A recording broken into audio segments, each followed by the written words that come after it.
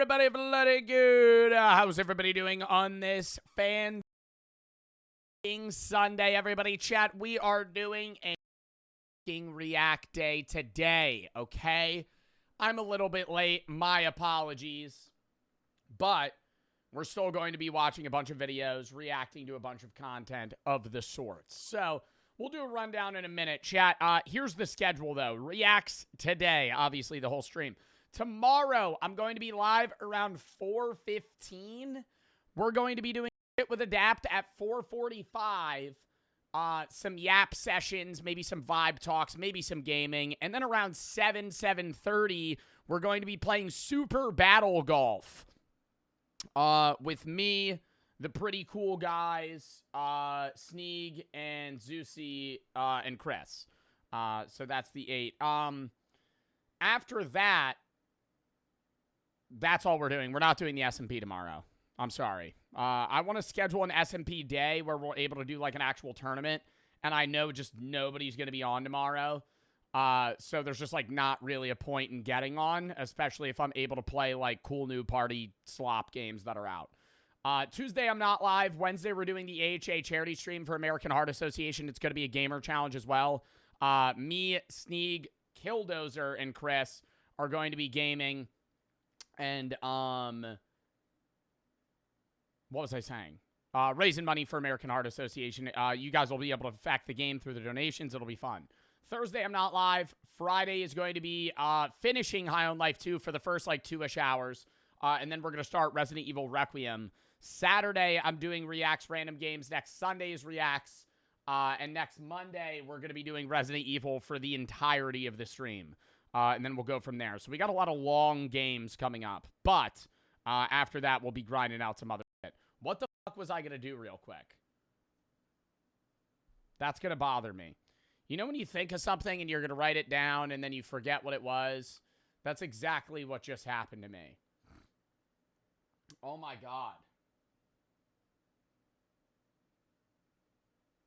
Oh my God. I like can't remember. What was I talking about? What was I talking about? Charity. Yeah, I know. I was just explaining the AHA charity stream. But what else? There's some other shit. Yeah, the React lineup. No, that wasn't it. Well, we'll remember it at some point. Probably never. Anyways, yeah, that's the schedule for today / this week. When we're done Resident Evil Requiem, we'll be grinding out a bunch of other games and we'll go from there. The SMP, yeah, we're not doing the SMP today or tomorrow. But I do want to schedule a day where we're able to run the SMP for a bit. I just don't know when that'll be. But yeah, tomorrow I'll be live around like 4:15. It'll still be probably a long stream, but we're going to be playing Super Battle Golf. That's what it was. Hold up. I remember. Oh my God. Dub. That would have bothered me. Have you ever done that where you forget something and then you spend like 2 hours tweaking about what you forgot and then you never remember it until you stop thinking about it?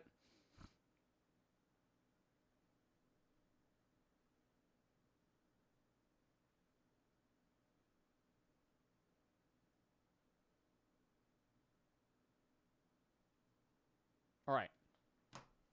Anyways, Levi and Jordan for the sub. Elias Carter, Macon Sage, thank you for the sub. Ray, thank you for the sub. Squatch, CB and Chrissy for the sub. Pista, thank you for the 3. Weird and Toxie, thank you for the sub. Witness, Hot Dog Geo, Wash, thank you for the 10 gifted. Washed Up Monk, thank you for the 10 subs. Thank you for the sub. Thank you for the 10 gifted sub in the chat. A and IF, thank you for the sub. Lil and O for the sub. X, thank you for the 3. Struggle with mental health, thank you for being a streamer I always get to laugh with. Well, I'm glad to be able to help, and I hope that you're all right. I'm sorry that you've been struggling with your mental health. DM and I Speed for the sub. Jackson Cool for the sub. The Derp at Variable for the sub. Brandon, thank you for the 3. What's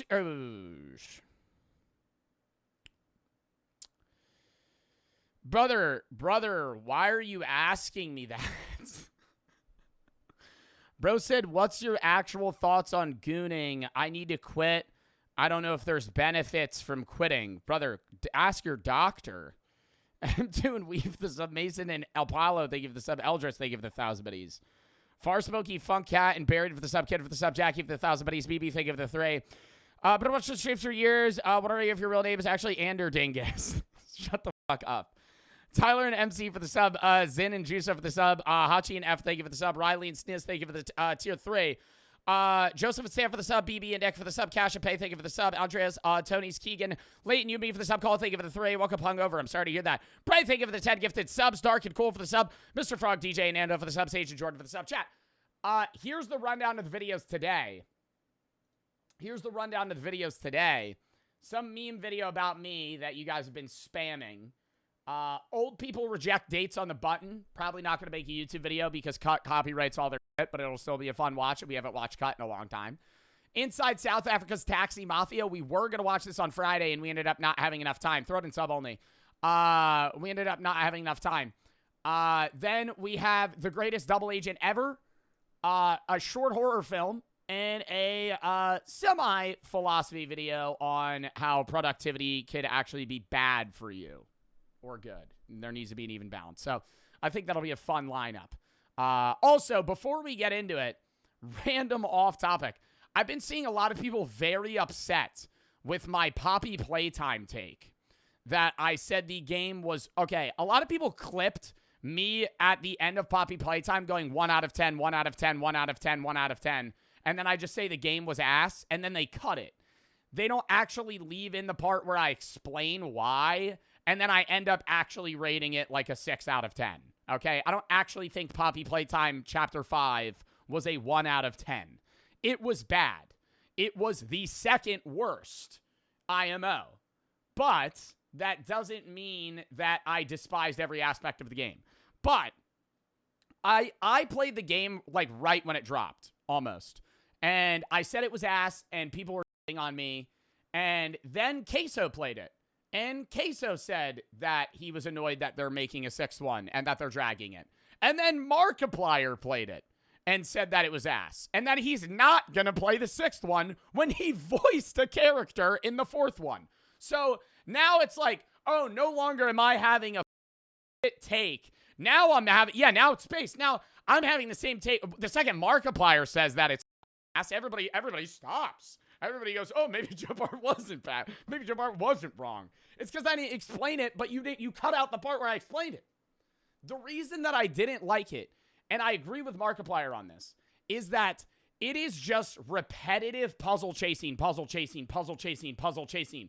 And yes, that is what Poppy Playtime started out as. But it was unique when it was the first Poppy Playtime and there were stakes to the chase. Markiplier said, and I fully agree with him, that the second you die in a chase scene, it's no longer scary. Because they respawn you, and now you're going through the same trial and error 5 times. Like, if you watch my playthrough, I'm going to post the video in like 3 days on YouTube. At the end, I'm just making fun of it. I'm no longer scared. I'm no longer angry. I'm like appalled at the level of dragging that it was tiresome. And I think so many people love the game, and I do too. I love the series. And I think that they sit there and go, you just think it's shit, blah, blah, blah, and they hate on it.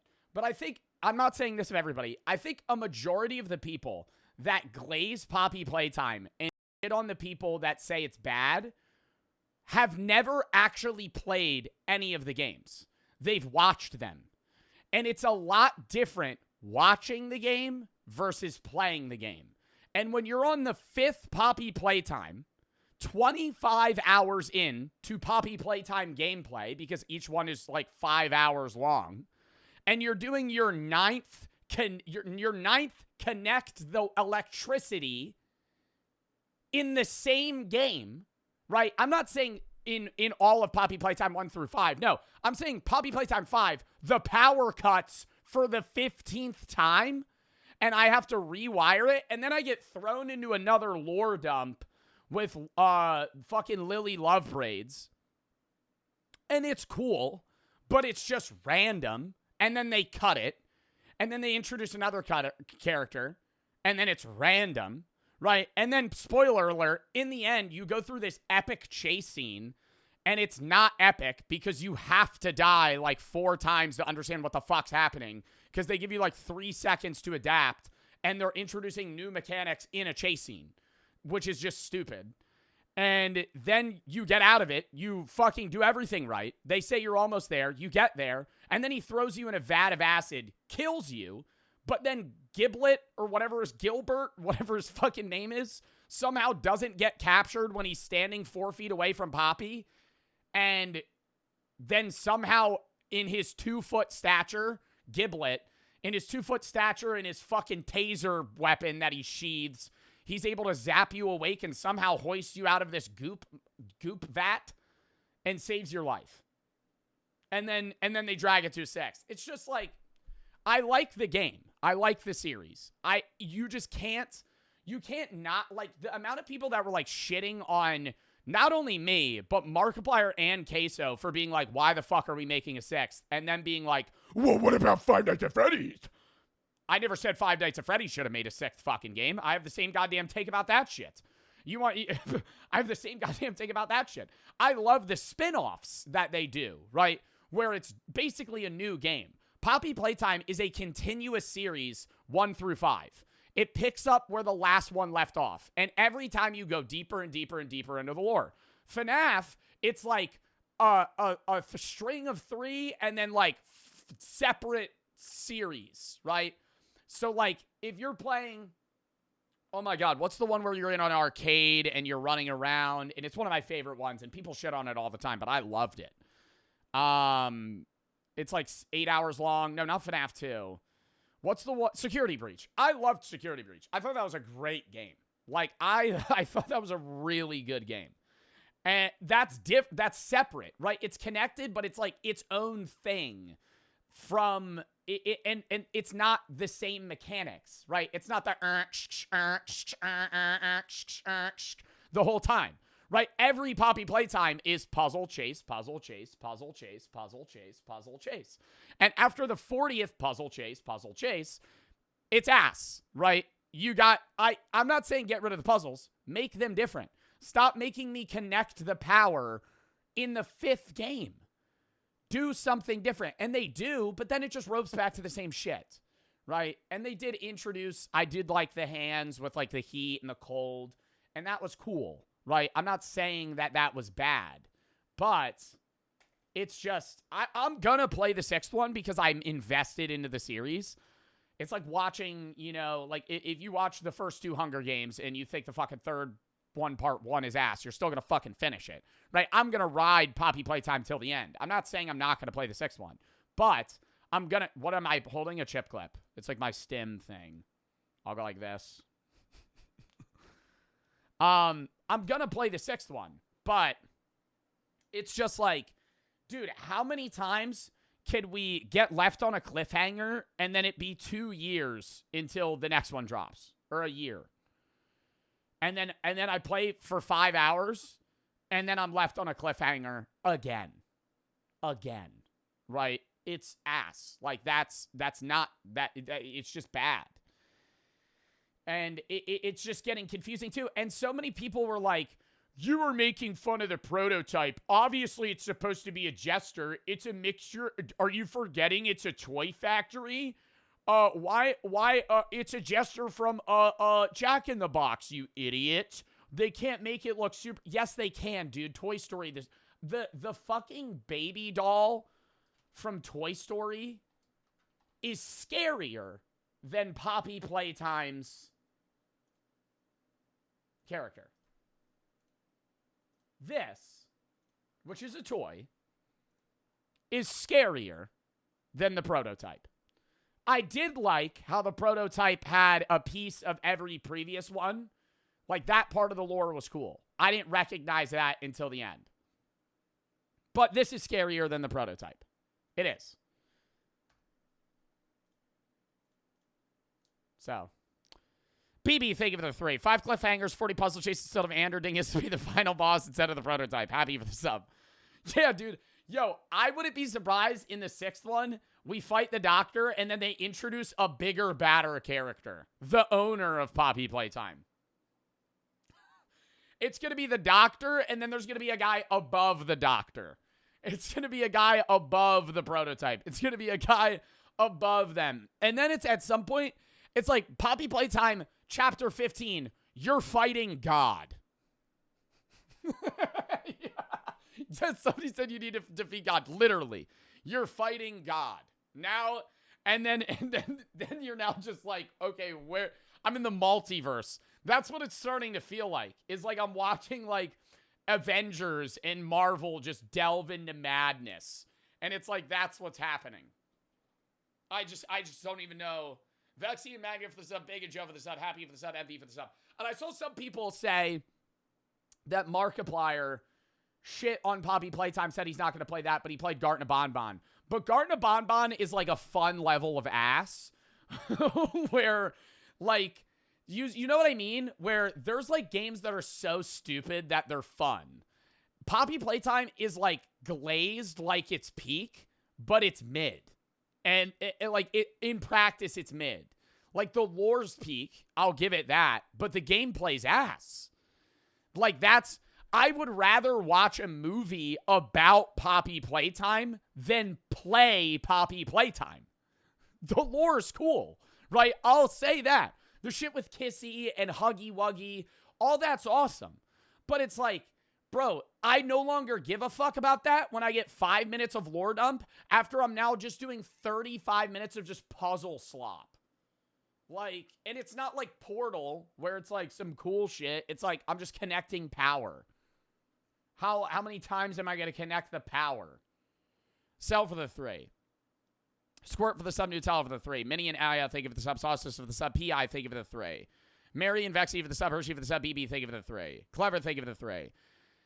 Can you give me good relationship advice? Very, very general. I don't know what you want me to say. Good random relationship advice.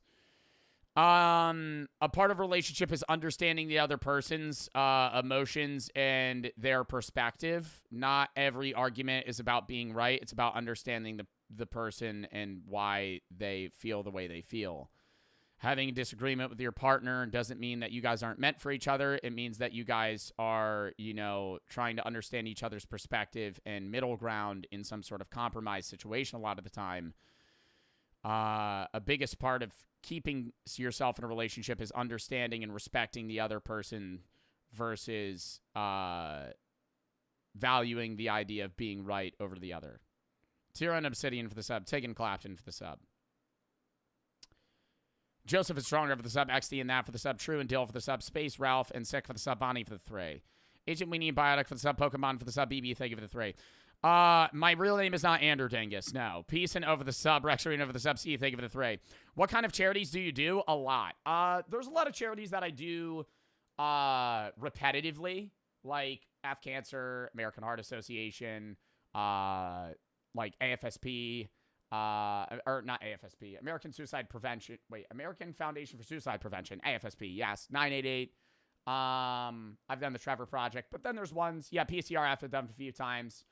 But then there's charities that I'll do like one-offs for if chat wants me to. All around the holidays, I usually do like Toys for Tots or like Salvation Army or something like that. But I don't know, man. I've done like 20. I can't really like give you specific charities because I just did, but I've done a lot of charity streams.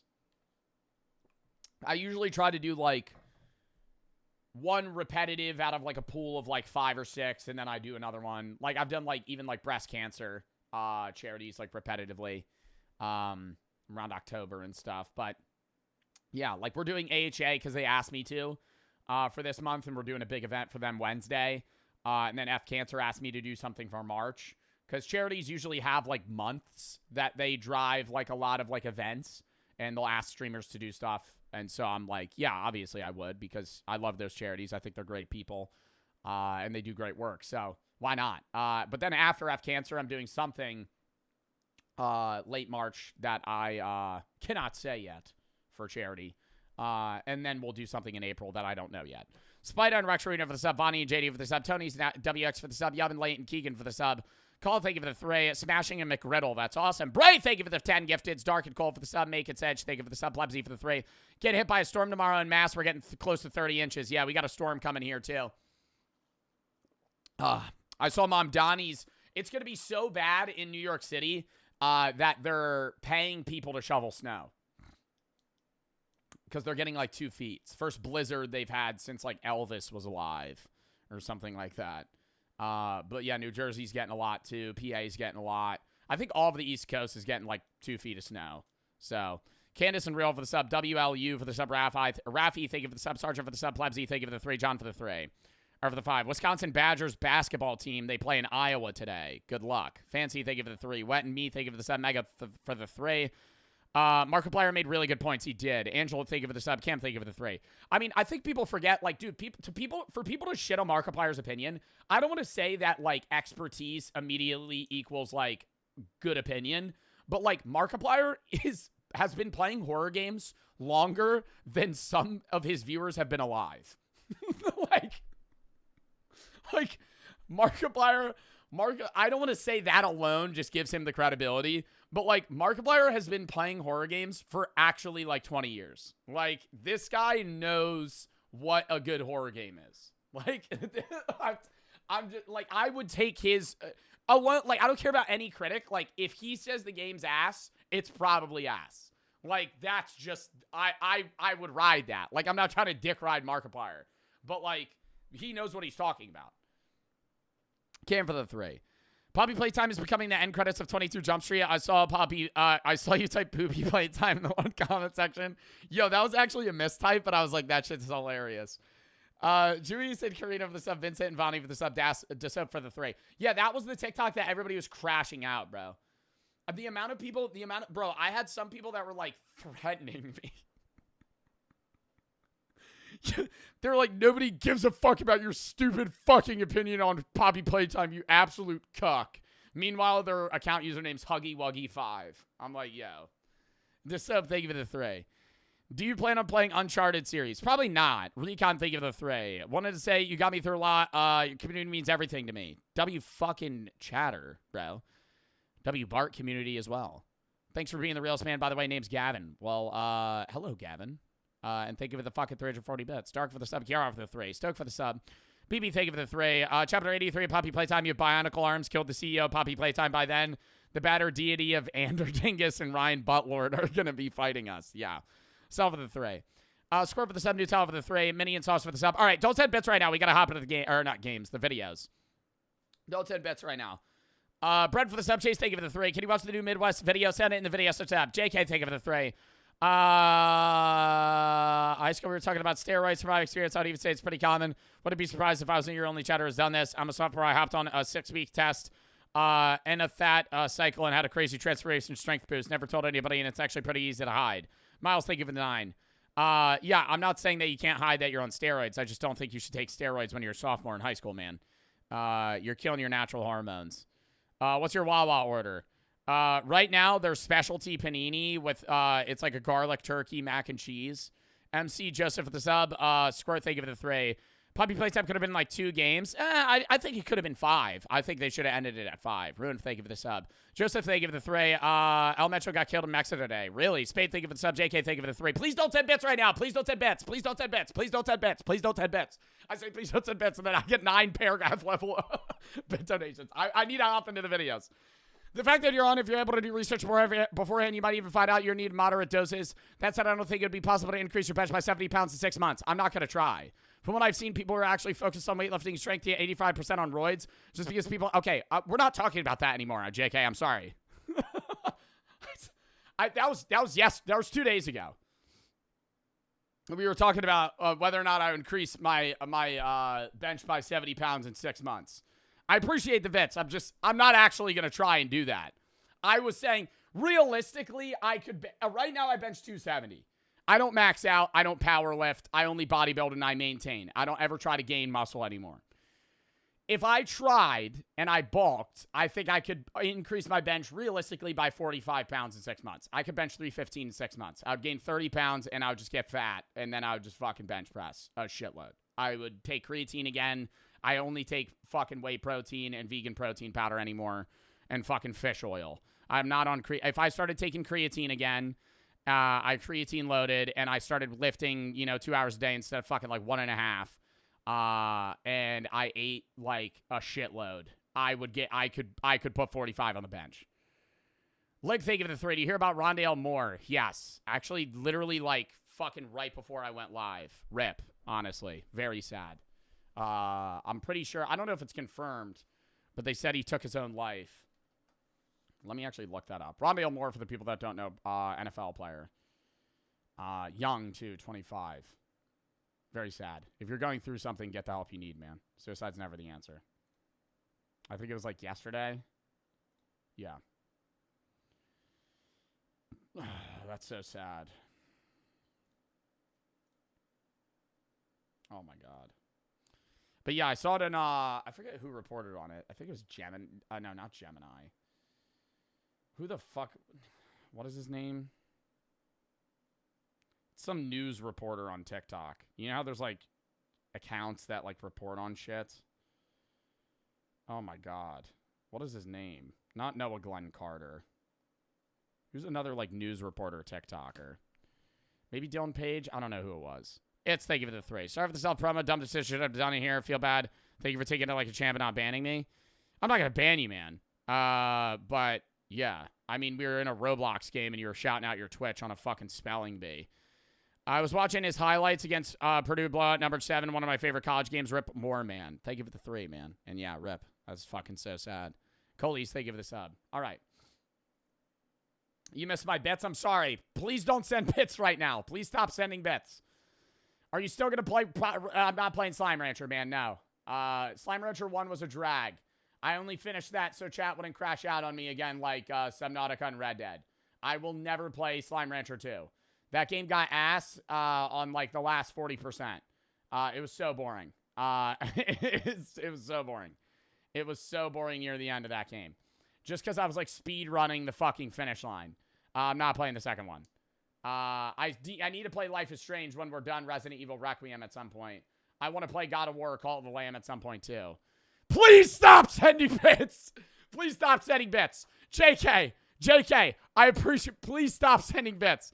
Because you take steroids doesn't mean you're automatically going to get side effects. Sometimes you're just lucky. A hyper-responder running low doses. It seems like you might be contemplating whether or not you should hop on. No, I'm not. When did it ever seem like I was contemplating hopping on steroids? I'm never hopping on steroids, JK. I was making the statement that without steroids, if I were to bulk and take creatine again, I could put 45 pounds on the bench in 6 months. On my max. That's what I was. I was never contemplating. I'm the biggest don't take steroids advocate on the streaming space. Like, I am not contemplating that. I had the same thoughts and stares. I wouldn't try anything other than anabolic androgenic steroids. Thanks for the fucking tips, man. I'm not taking steroid advice from you. I'm not taking steroid advice at all. Because I'm not going to take steroids. What are we doing right now? Oh my God. Anything else like peptides and SARMs, basically gambling with your health. I know. Yes, there's people that take steroids and are still healthy. I'm just saying, like, if taking steroids is not a side effect or health effect free thing, right? You can die younger from steroids. You can fuck up your natural hormones. You might need to be on fucking hormone replacement therapy for the rest of your life, depending on the amount of steroids that you take and how young you are taking them, right? You're referencing the kid that was 15 that's on a shit level or shitload of steroids, right? That kid who's 15 and like 220 and gained 60 pounds in like 4 months and benches 405 now might actually have fucked his testosterone level for the rest of his life. I'm not talking about you taking steroids for like 3 weeks. Even then, stop talking. I'm done talking about it, JT. Please stop sending bits about steroids. Nutella for the 3, Roosters for the 3, Owen for the 3, Weth for the 3. I'm not reading bit donors right now. Geekin and SN, thank you for the sub. BB, thank you for the 3. Imposter for the sub. Love for the sub. Protect, thank you for the 5. Gift for the Galactic for the sub. Miles, thank you for the 3. Bomb Quiz, thank you for the sub. Sub Chudded, sorry for the sub. JT, thank you for the 3. Weth, thank you for the 3. Don't send bits right now. I'm not reading them. All right. Lock in, chat. First react of the day. Jesus Christ. Let's go. Obsession was gonna be like this. I didn't say what this video was about. Dark Life of Joe Bartolozzi. It's a fucking, it's a video that you guys, is this an ad? Why is that on the bottom there? Or is that just like a glitch in the editing? Oh my God. Hold up, sorry. All right. Lock in. Rome for the sub, McChunky for the 3, Ape for the sub, Meech for the sub, why thank you for the 3. I didn't know his obsession was gonna be like this. Now he's cooking meth. Cooking meth? It's either us or the street. I did look up how to make cocaine tutorial when I was in middle school. And I found one. And it was a real, like, 480p video of a guy making cocaine in a jungle. This is Joe Bartolozzi. He's one of Damn, I look tan there. the most influential drug dealers in history, at least for now. Behind this face lies a stack of questionable actions that will soon be the cause of his own demise. This Never sold drugs, never sold drugs. is the story of the notorious drug dealer, Joe Bartolozzi. God, that picture of me is so cringe. Dude, I actually used to think I was like a Giga Chad. Like, dude, I know that no, seriously. Chat, seriously. I know I say it like every other month or every other week or some shit where I'm like, dude, I used to hate myself in like 2021. Like looking back at myself in like 2021, 2020, 2019. Like 2019 to 2021 me, I was a fucking loser, bro. I was a fucking loser. Actually, I thought I was the shit. I thought it was so cool that I had a TikTok following. I thought I was such a Giga Chad, loved attention. Oh my God. Oh. I'm so serious. I would beat the shit out of myself from then. Growing up in Jersey City, New Jersey, Joe spent a lot of his childhood looking through his trash cans. It's here What is that? where he found his loyal fan base. Oh my God. Wait, chat. I just saw it. Thoughts?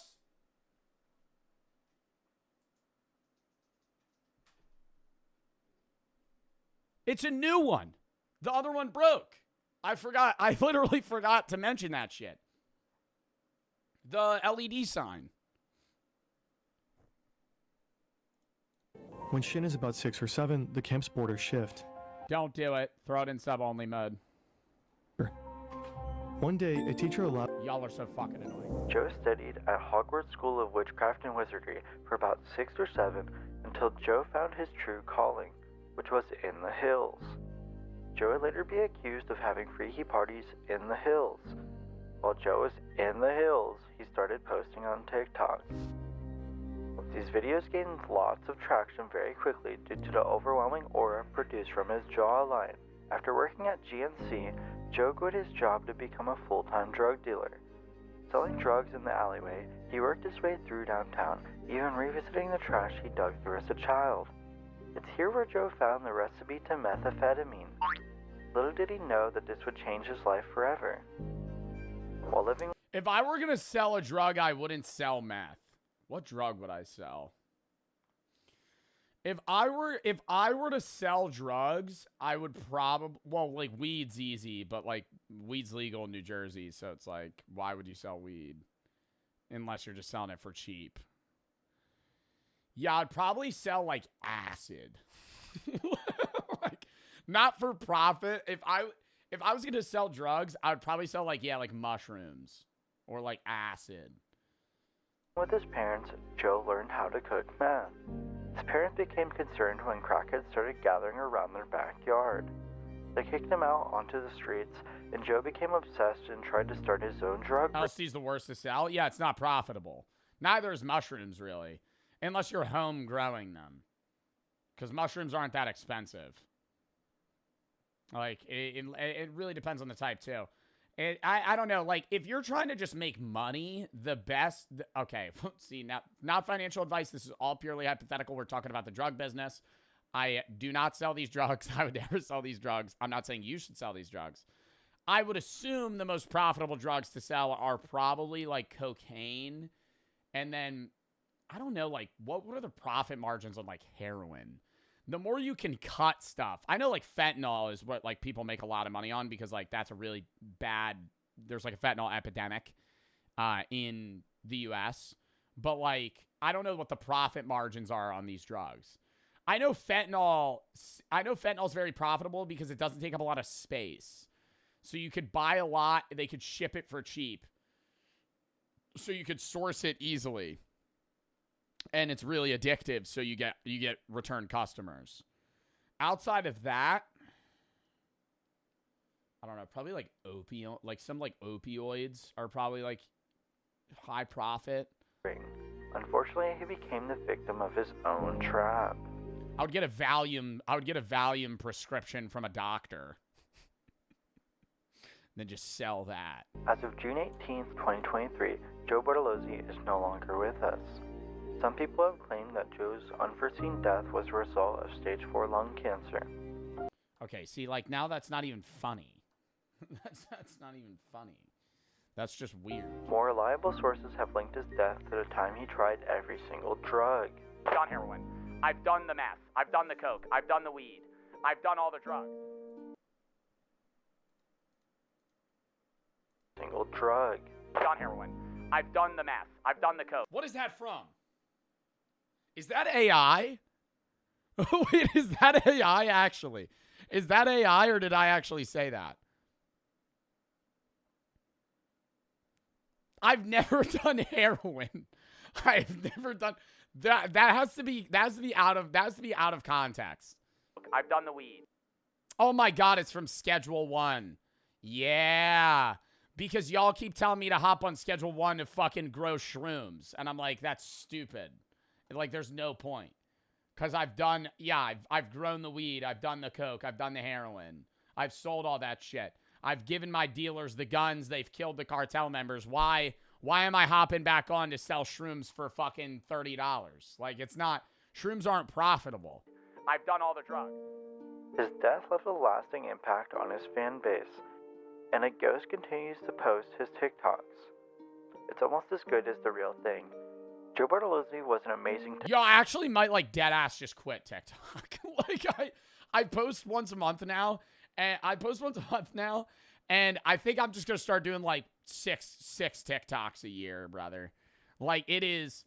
No, don't. Chat, you don't even watch the TikToks that I post. Like, I literally post once a month, and it feels weird. Like, why am I still wearing a fucking beanie? Why am I still screaming into a fuck? It's like, it's like I can't leave that space. You know what I mean? Like, the TikTok is so different from the Twitch and the YouTube that, like, they're different platforms. Not obviously different platforms. I'm saying, like, it's like a different vibe entirely. It's just like, why? Post clips? You guys post clips of me. Why? Why would I? When there's a fucking Joe Bart 67 account that posts fucking 30 clips of me a day, why am I gonna pay a guy to fucking do that when there's already a guy that does it and makes fucking 10K a month off me? You know? There's a million clip accounts that fucking post me. Like, why would I just post my own clips when you guys are just gonna do it? Because there's just no point. Make edits of yourself. Make a fan edit of myself. That's a new low. No. Money? You don't really make that much money. Being honest, last month on TikTok, I made $640. Because I don't really post. And even when I did post, like, I'm not saying that's bad money, right? Like, $640 is fucking $640. But I'm saying, like, I don't make an income on TikTok. Like, TikTok is just like, okay, yeah, I make, like, a little bit of side money. You know? Like, that's it. Pay your mods with your TikTok earnings. McChunky, yeah, sure. How are we distributing that? Is 100% going to you? Because you mod more than anybody right now. Zod modded the most. Zod hasn't modded in a bit. See, how is that all of it's going to you? Okay, that's going to start some beef between the mods. Where's the money going? Because Scully Fu and you mod the most, right? And then sometimes there's, like, you know, Princess Taylor's here, Libby's here. You know, there's other people that are here, but it's like, I'll distribute it. You're going to pocket the cash and run. We're never going to hear from McChunky again. We're going to never hear from McChunky again. McChunky's going to move to Cuba after I give him the money. I see. Some Russian, actually, I'm sorry, Some Russian is a top 3 mod. Some Russian's here all the time. Some Russian, you're like a behind the scenes mod, though. I feel like you type less. McChunky's a bit of a spammer. Same with Scully Fu. I feel like you mod, but you don't really type. So I just didn't say your name. I'm sorry. I don't spam. As he spams 9 times. Bro, did you forget about Stonky? When the hell does Stonky ever mod? There's mods that are here, too, that just don't mod. Yo, actually, Fiddledinks, bro. Fiddledinks.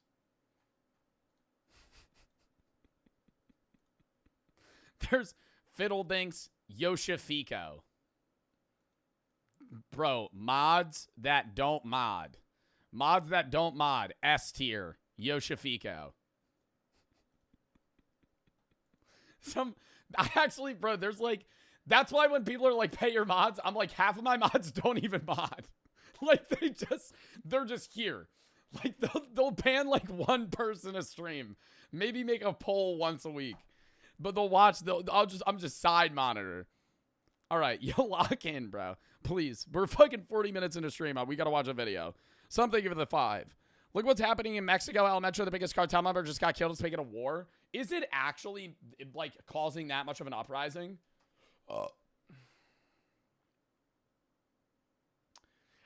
Who killed him? The Mexican government?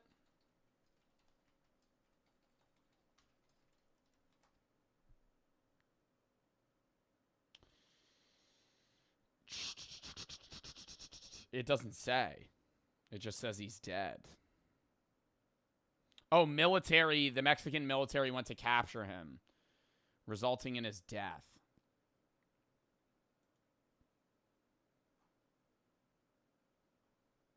So who's the new leader? Like, how does that work? Like, does he have a son? Or like a right-hand man that becomes the leader now? Who? El Mencho. He's one of the biggest cartel leaders. Anderdingus. All right, now we're just trolling. Dante, thank you for the 1,500 bits. I'm not reading bits right now. I'm sorry. I'm going to read the bits. I'm not reading them. Simplicity for the sub. Nate for the 3. Agent, thank you for the 3. Stronger, thank you for the 3. Certain for the sub. Nutella for the 3. Taurus for the sub. Johnny, thank you for the 3. Gib, thank you for the 3. Some, thank you for the 3. It's, thank you for the tier 3. Dexy, thank you for the sub. We for the thank you for the sub. Real, thank you for the 1,000 bits. Iowa, thank you for the sub. Phoenix and Kate, thank you for the sub. NGA and Jerusalem, thank you for the sub. Eternal and Kate, thank you for the sub. Logan and Meech, thank you for the sub. Ito, thank you for the 3. Not, thank you for the 3. Apex and Ram, thank you for the sub. West, thank you for the 3. Slimplicity, thank you for the sub. All right. Chat, lock in first video of the day. Well, first real video of the day. Simplicity for the sub. Star, thank you for the sub. Kevin G. New leader of the what is it? The Jalisco cartel. Kevin G. Hold up. Let's tap in. Also, I've been seeing. Okay, side note. Oh my God. See, now we're getting off topic. You know how, have you seen like the videos where people are like trying to make a conspiracy on who's like a stream industry plant to like gather info for the government? Like a CIA plant or like an FBI plant. Everybody, bro, it's not me. Everybody says it's Marlon. Because Marlon just blew up out of nowhere. Aiden Ross, no, it's not Aiden Ross. It's not a kick streamer. Ooh, what if it was like Clav, though? What if it was like Clav? Rakai? No. I don't really know who it would be. People, obviously, I don't think any of these guys are actually fucking spies. But, like, who would you say is an industry plant spy? Rakai's not an industry plant. Rakai's big. He has a younger audience. He's big because of Kai, too, and his net group. Like, there's reasons that Kai has an audience. It's not just, like, out of nowhere. Marlon as well. It's like Marlon's very attractive, funny, you know, like, people like watching Marlon. I don't know anybody that's just like, why are they big? Burnt Peanut. People try to say bots, though. I don't think the Burnt Peanut is bots. I think the Burnt Peanut actually just, like, raw pulls that many viewers. Person Abby for the sub. Owen and Kev, thank you for the sub. Me for the sub. Elon, thank you for the 3 star. And Simplicity for the sub. All right, lock in, chat. Old people reject dates on the button. Oh, my goodness. Okay. I don't know the last time we watched a Button video. 90 years old? Old world, you know? That's nice. 90 years old in the dating game, bro. Most people 90 years old are in the fucking ground. That was a fun video. Breaks out a box of condoms. Today's sponsor, Honey Packets. All right. Next. Bacon for the sub, Izu and Fire for the sub, Fruit Pulse and Papa for the sub. Becca, thank you for the 3. Spent hours making a PowerPoint for you and make my day if you could react to it. Not right now, I'm sorry. Send it to Scully. I'm not going to react to it today. Maybe another day. Juice and Nico, thank you for the sub. Fumble and Evil for the sub. Fidel for the sub. Snake and Baboosh, thank you for the sub. Maybe tomorrow, actually, before I do shit with Adapt, I could react to it. Scully, could you DM me it, actually, instead of sending it in the mod chat? You're the best second time I've been watching one of your streams. Squirrel, thank you for the 300 biddies. Cottage, thank you for the 1,000 biddies. The video with the long walk summary introduced me to the movie. One of my favorite movies of all time. Got the cardboard cutout of my favorite character. Sorry for the long message. I want to say thank you for being an awesome creator. Thank you. And thank you for the nice message. Break, thank you for the rate of 25. Chrissy, thank you for the 5 gifts. Israel, thank you for the 3. Hope you have a good day. Thank you, C-Dub and Armo. Thank you for the sub. Late, thank you for the 3. Go through BMQ. Thank you for getting grade 12 done. Join the Rag Force. PPCL. Do you think I should go to the university? I don't even know what the hell that is, man. I'm on Shoop. Thank you for the sub. Epic and King for the sub. Ryan Avidia for the sub. Devin Carson for the sub. Person for the sub. 2 and Whale for the sub. Malibu for the 3. May, thank you for the sub. Elon, thank you for the 3. Dante, thank you for the 50. Japanese Nate, thank you for the 3. Simplicity Star, thank you for the sub. Agent, thank you for the 3. Car, thank you for the 3. Babush, thank you for the 3. Ken, thank you for the 3. The Real, thank you for the sub. Please don't send bets right now. I'm sorry. Yesterday, watched Lacey stream. Sark and Vince walking to the X Fade house with his room. They had been filming earlier that day, walking throughout the yard while nobody was home. That's weird. Miles, thank you for the 3. No, I've never heard of that band. I'm going to piss real quick. We're going to hop into the next video. Please don't send bets right now. All right. Count me down.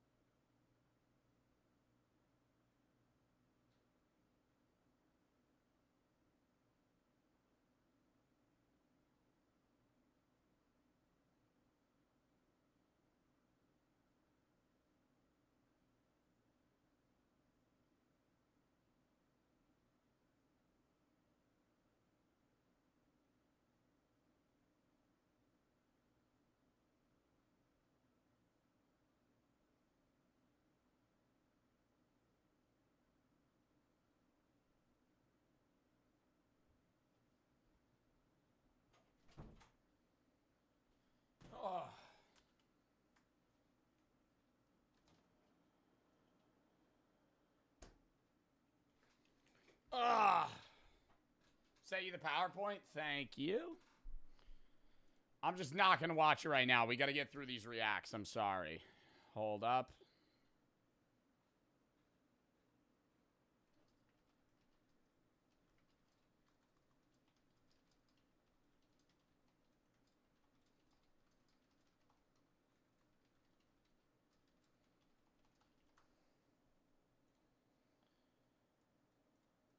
Yeah, we might play chat. Tomorrow we're doing I'll look at the presentation. Remind me at the start of stream tomorrow. I'll look at the presentation tomorrow at the start of stream before we do stuff with Adapt. Then we're doing shit with Adapt. I'll be live like 4:15. We're gonna do the PowerPoint stuff with Adapt, and then Super Battle Golf, maybe West Hunt and Jackbox with the pretty cool guys, me, Zeusy, and Sneeg, and Chris. Unless Sneeg's wife is giving birth. In which case, Sneeg won't be there. Same with the charity stream on Wednesday. He's going to be there unless his wife's giving birth. In which case, valid excuse to not make the stream.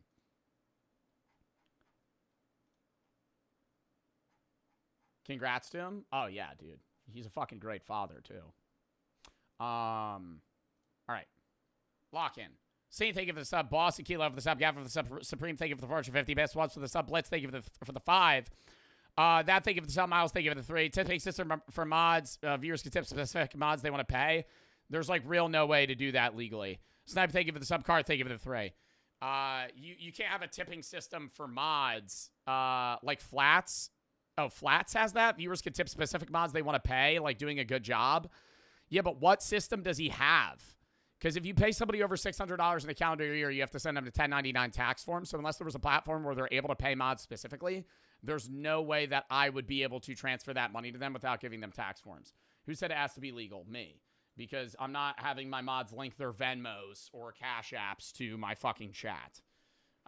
That is not, that's like tiptoeing TOS. Did you file your taxes? Yes. Lazy, thank you for the 10 subs. Think that we've got a sub. Thank you for the 10 gifteds. Paid a lot in taxes this year. But I pay a lot in taxes every year. Anyways. I committed tax fraud. Probably shouldn't openly say that. Probably shouldn't openly say that. You're a Twitch streamer? I know. Oh, you're saying Twitch streamers don't pay taxes. Well, they can decide not to. Anyways, chat, next video. You did? Well, I mean, you pay, most streamers are paying taxes at a quarterly basis rather than a lump sum. Depends on the streamer, but yeah, I finished paying my taxes in general, unless I'm estimated to owe more or less. It really depends. It's hard to calculate that shit because you get about a million. Like most people that, not most people, everybody that pays taxes generally work through a W-4. This is going to be really boring tax stuff that most people don't understand. You probably fill out a W-4, you get your paycheck, taxes get taken out, and then you owe money. What's a W-4? A tax form. So if you work a 9 to 5 at a corporation, like if you work for Amazon, you're going to fill out a W-4. It's a type of tax form. And it's basically a tax form where you're W-2, W-4. That's what it is. W-2, W-4. I don't really know. I fill out W-9s. So you fill out a W-2, W-4, you work for the company, you get a paycheck. Percentage of that paycheck is taken out for either like welfare or not welfare, Medicaid, Medicare, and pension. And then the rest is given to you. You still owe taxes on top of that, but a lot of those taxes are going to be less. Are going to be less because you've already paid some of your taxes out of your paycheck because you don't see some of the money because the government already takes it out for you. When you fill out a W-9, you're basically an independent contractor, and so you're going to get a 1099 in return, which is basically just a blank statement just saying how much money they paid you in a calendar year, and then you use that to factor out how much you're going to owe in taxes. Not only do you owe federal and state taxes, but you're also going to owe money for pension and Medicare or Medicaid, which is, it has to be a fair amount that you have to pay. And so if you own an LLC or an S-Corp and you're going through all these other ways, there's, ways to try and mitigate that.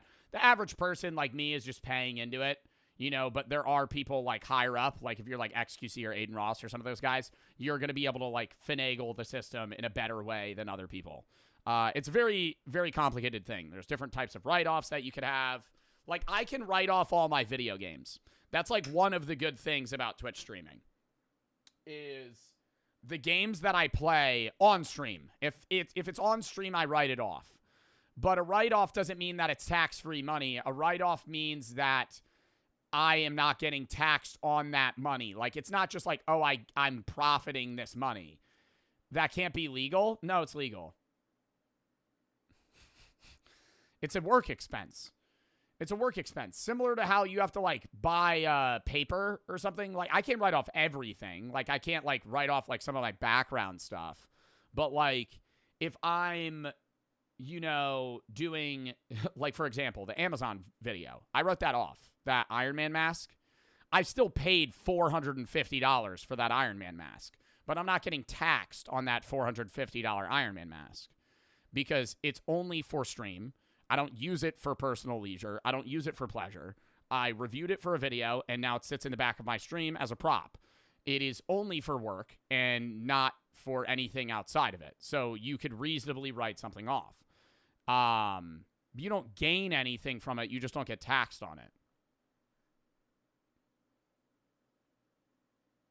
Now there's streamers that try to write off even crazier things. Now there's streamers that try to write off their sports cars, which gets into this weird legal gray area, right? I'm not a streamer that splurges on cars. But like, you know, Agent or Lacey or Ron or Jason, like a lot of these guys buy, you know, and own 3, 4, 5 different cars. And I don't know if they're writing them off, but a lot of the time they are in some sort of way, usually through depreciation. And depreciation is a different, I'm explaining this to like 16-year-olds. Depreciation is where you have an asset that you basically write off over an extended period of time. And when you depreciate an asset and then you try to, you know, if you sell it, then it's like offset. So usually what you would do is you would depreciate a car for a certain amount of time. And then after that, hold up, we got to ban this kid. Jesus Christ, get you out of fucking chat. You depreciate a car, right? And that car, for, like, you know, tax purposes, might have to weigh over a certain amount of weight. It might have to be a type of car. It might have to be electric or whatever. You might get, you know, there's a bunch of different classifications. You depreciate a car. Say the car costs $50,000. You depreciate that car over 9 years. At the end of that time, you could either sell it or you're generally, and I'm explaining this to the terms that I understand it, so I might get it wrong. Then you usually trade that in and then buy another car, depreciate that car. So you like perpetually depreciate assets. When you're really, really rich, you don't even need to do that because you're constantly in debt.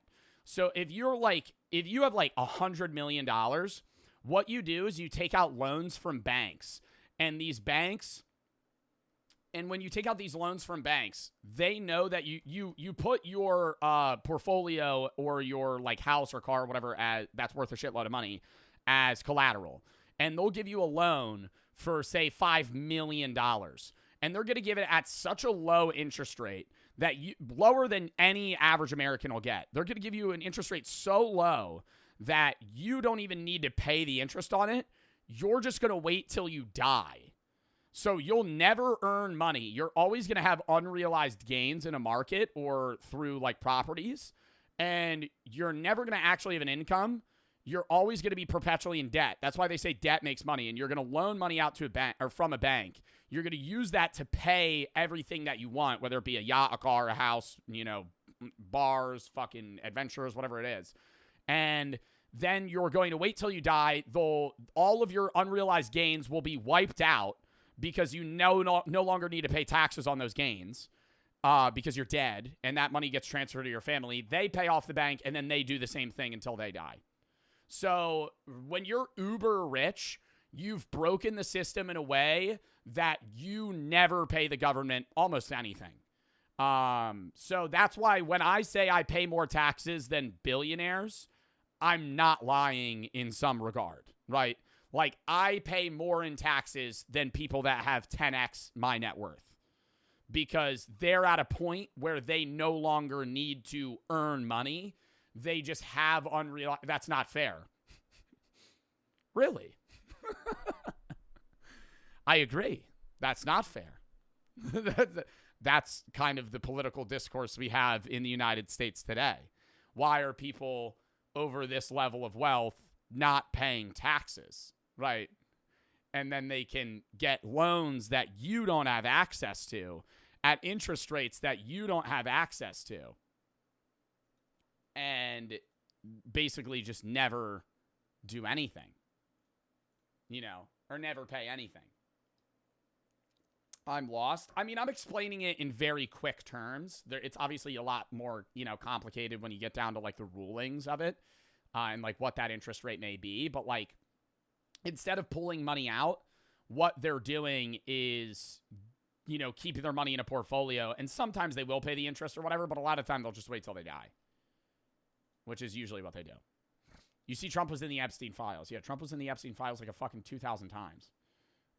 More, I don't know the actual number, but Lad Toast and Zan for the sub. Kate, thank you for the 3. Can you split an apple with your hands? Yes, I did on video. But more importantly, or not more importantly, newer news. Did you see that all the interest, or not the interest rates, all the tariffs got struck down as well? That he put in place. The Supreme Court. Two of the, I'm not making this political as well, but like 2 of the judges that he appointed voted against his tariffs. Flex for the sub. Because Congress controls tariffs, not the president. So they said what he was doing was illegal. Combo, thank you for the 5. Explained in Minecraft terms. Can't. Gabe, thank you for the 3. Clinic, thank you for the sub. I'm an accounting major, so I understand everything you're talking about. The Real, thank you for the 3. JK, thank you for the 3. Didn't mean to rage you. I'm stuck at home during the holidays, bored as hell. Electrical impulses, random memories, because we're going through replacing the new ones are experiencing now. What? Bored as hell after the what comes after death video. I even started a conspiracy theory. Cup and Revan, thank you for the sub. Jump for the sub. Joe, thank you for the 3. Please don't send bets right now. Bob, Too Tired, Marvin, Jetty, thank you for the sub. Ace, thank you for the 3. Z for the sub. Fade for the sub. Lazy, thank you for the 10. Gifted, BH, thank you for the 5. What are you drinking? Gamer subs. Right now, brand risk. Code BART, 10% off. You could also get, if you just add a sample pack to your cart, use code BART. It'll send it to your house for free. Might take a while, but you don't have to pay. Just so you can see what flavors you like. It was 6-3 against tariffs. Yeah. All right. Lock in, chat. Next video. Sorry for the yap. That was very off topic. Inside South Africa's taxi mafia. Tie around your neck and Jynxzi has 115,000 viewers. Why? Is there like a big event today? Je pense déjà qu'on a beaucoup bossé. Ça a beaucoup aidé. On a enfin trouvé nos marques, notre type de jeu qu'on veut appliquer. Et là, on arrive et juste on abat. So yeah, I think we of course we worked a lot. Oh my god, Jynxzi's co-streaming the fucking RLCS Grand Finals. What have I given Jynx today? To beat everyone. 395? Bro.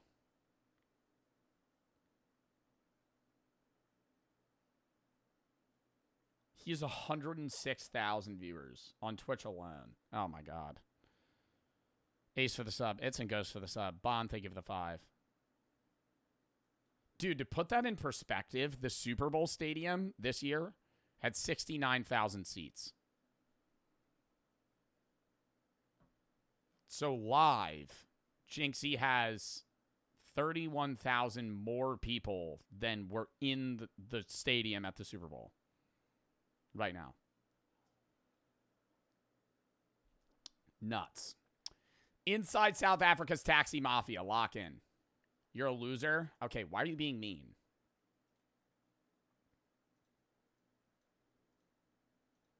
Inside South Africa, that was just off topic. Inside South Africa, Joe, you're a Jew. Okay, yes, I am part Jewish. Okay, now what are we doing? What are we doing? What are we doing? What are we doing? All right. Inside South Africa's taxi mafia. Lock in. when they put a tie around your neck and spare you life. Lock in, bro. Throw it in sub only. Mario for the sub. Goth and Ace, thank you for the sub. When they put a tie around your neck and spare you life. When it comes to taxi owners, they've got rules, they've got guidelines that needs to be obeyed. I got held up at gunpoint right here. It's very sensitive industry. It may cost us our lives as well. As a follower, yes. Wait, are these like, you know, mafia or gang members that are like extorting people that are in taxis, or these guys wearing like fucking masks are taxi drivers themselves? Taxi unit is the most dangerous unit to be on. I just would never take a taxi in South Africa. He's the most dangerous unit to be on. What the fuck? You'll either get stoned or shot. Stoned? Stoned to death?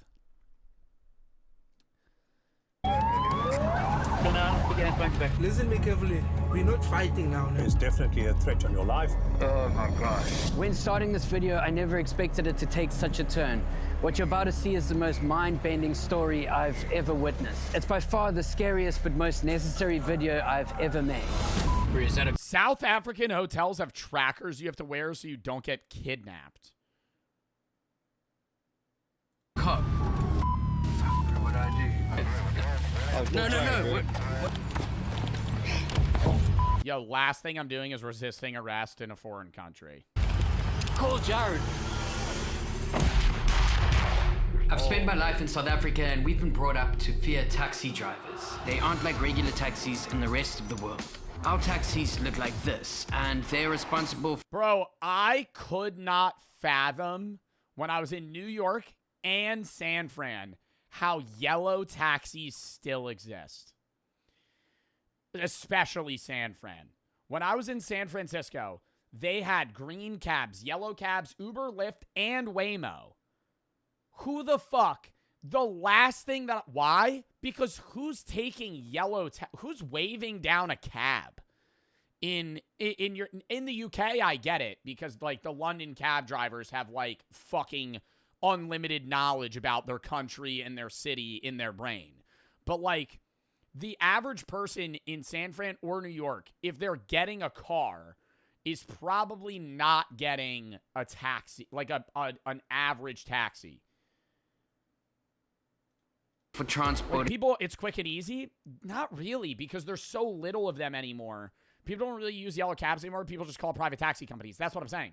It's like when you see a yellow cab on the street, I'm like, it's not like old New York, like fucking 2005, where they just filled the streets and you just wave one down. You don't see one every day. 70% of the population to get to work. They are known for driving like crazy, cutting you off in traffic, speeding, driving on the wrong side of the road, peddling illegal firearms, driving under the influence. Your taxi driver peddling illegal firearms and while drunk. And overall, just disregarding the law. One thing you're always told is to never hoot at them or get into an altercation, as chances are they have a gun. They are responsible for violent attacks against Uber drivers, for burning buses and trains for stealing their passengers, and shutting down the city with their protests. However... Okay, maybe I would take a taxi if they're gonna shoot my Uber driver. Maybe if I'm in South Africa, if they're gonna fucking kill my Uber driver, I feel like now you have, like, if you're gonna go anywhere, you have to get in their car. In just one day without minibus taxis, South Africa would lose over $116 million, which is 2.1 billion rand due to the millions of workers stranded, as well as millions of children out of school, and bring major sectors of the economy to a near standstill. In this video, I'll be diving deep into the taxi industry and going into some of the most dangerous places in the world to uncover the truth by getting real insight into a $2.2 billion industry that's been operating under the radar for the last 38 years. In Nyanga, 2 Cape Town taxi. I mean, is this really that profitable of a bit? I understand, like, you need the taxis to make the, I guess, country or city that you're in function. But how much are they even making? How much is an individual taxi driver or cab driver in South Africa making in a day? Like, there's no way they're charging, you know, fucking $50 to go city to city or some shit. Rev, thank you for the 5K biddies. I was going to say thank you if you got a sub, but it's just bits. Thank you for the fucking biddies, bro. DZ and Cupcake for the sub. Leaky, Ian, L, Petch, Rob, MS, XZ for the sub. Roven, thank you for the 3. Could you unban me even though I'm not banned? It's an ace for the sub. Goth and Mari for the sub. Owners have been shot dead. 200 for the sub. Short to exchange. Like $1,000. The average cab driver in South Africa is not making $1,000 a day. There is zero chance. Between the warring parties, they were shooting at each other. We have recovered 20 firearms. This is just one side we are constantly told by the media. So I want to find out if these taxi drivers are a safe necessity for the economy, or if they are violent mobsters that should be feared and put behind bars. I have somebody that I can speak to who understands this a lot better. And that's my friend Bravo. He's from the township area where the taxi drivers operate out of. Some of these areas are... Were those all taxis? Wow. So is the average South African citizen not driving a car? Like, they only just take taxis everywhere? Taxi drivers operate out of. Some of these areas are extremely dangerous, but through him, I'll be able to hopefully get connected to the really You guys are saying yes, but do you actually know, or are you just saying yes? big taxi bosses, as he is very connected. The vehicles are cheap imports. How's it, bro? I want to make a new video, but now you told me if this is very dangerous or not. Well, it has to be very dangerous, because how the fuck is this guy going to go to South Africa and get these interviews? Like, are you going to get in a taxi car and be like, just out of curiosity, do you have a gun? I'm filming a YouTube video. You mind if I interview you? Have you ever shot an Uber driver? No, I don't think I'm going to ask him that. Okay. I want to make a video on the taxi mafia, bro. He's South African.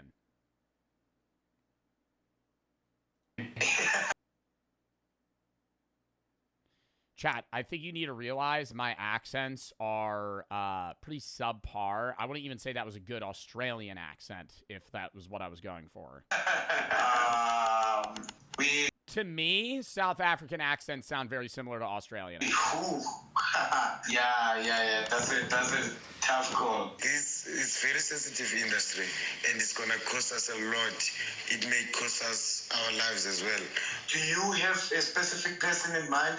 I want the main on the toppity top. Wow. But like, let me get back to you. Perfect, brother. Thanks, G. Okay. This is gonna be one hell of a scary video to make. While I waited to hear back from Bravo on the taxi boss's side of things, I decided to go down the government and try get hold of Alan Winde, who is the premier of the governing body in the Western Cape. All I want to find out from his side is I need to get like his understanding of it from a big overview of like running an entire state. If you can send me his number, that'll be great. You can just send him a message, or you can just say, just let me know when you're free on Thursday. Okay, thanks so much. So I just got the number for the premier of the DA of the entire Western Cape, which is the state, and that is as high up as I can get for information.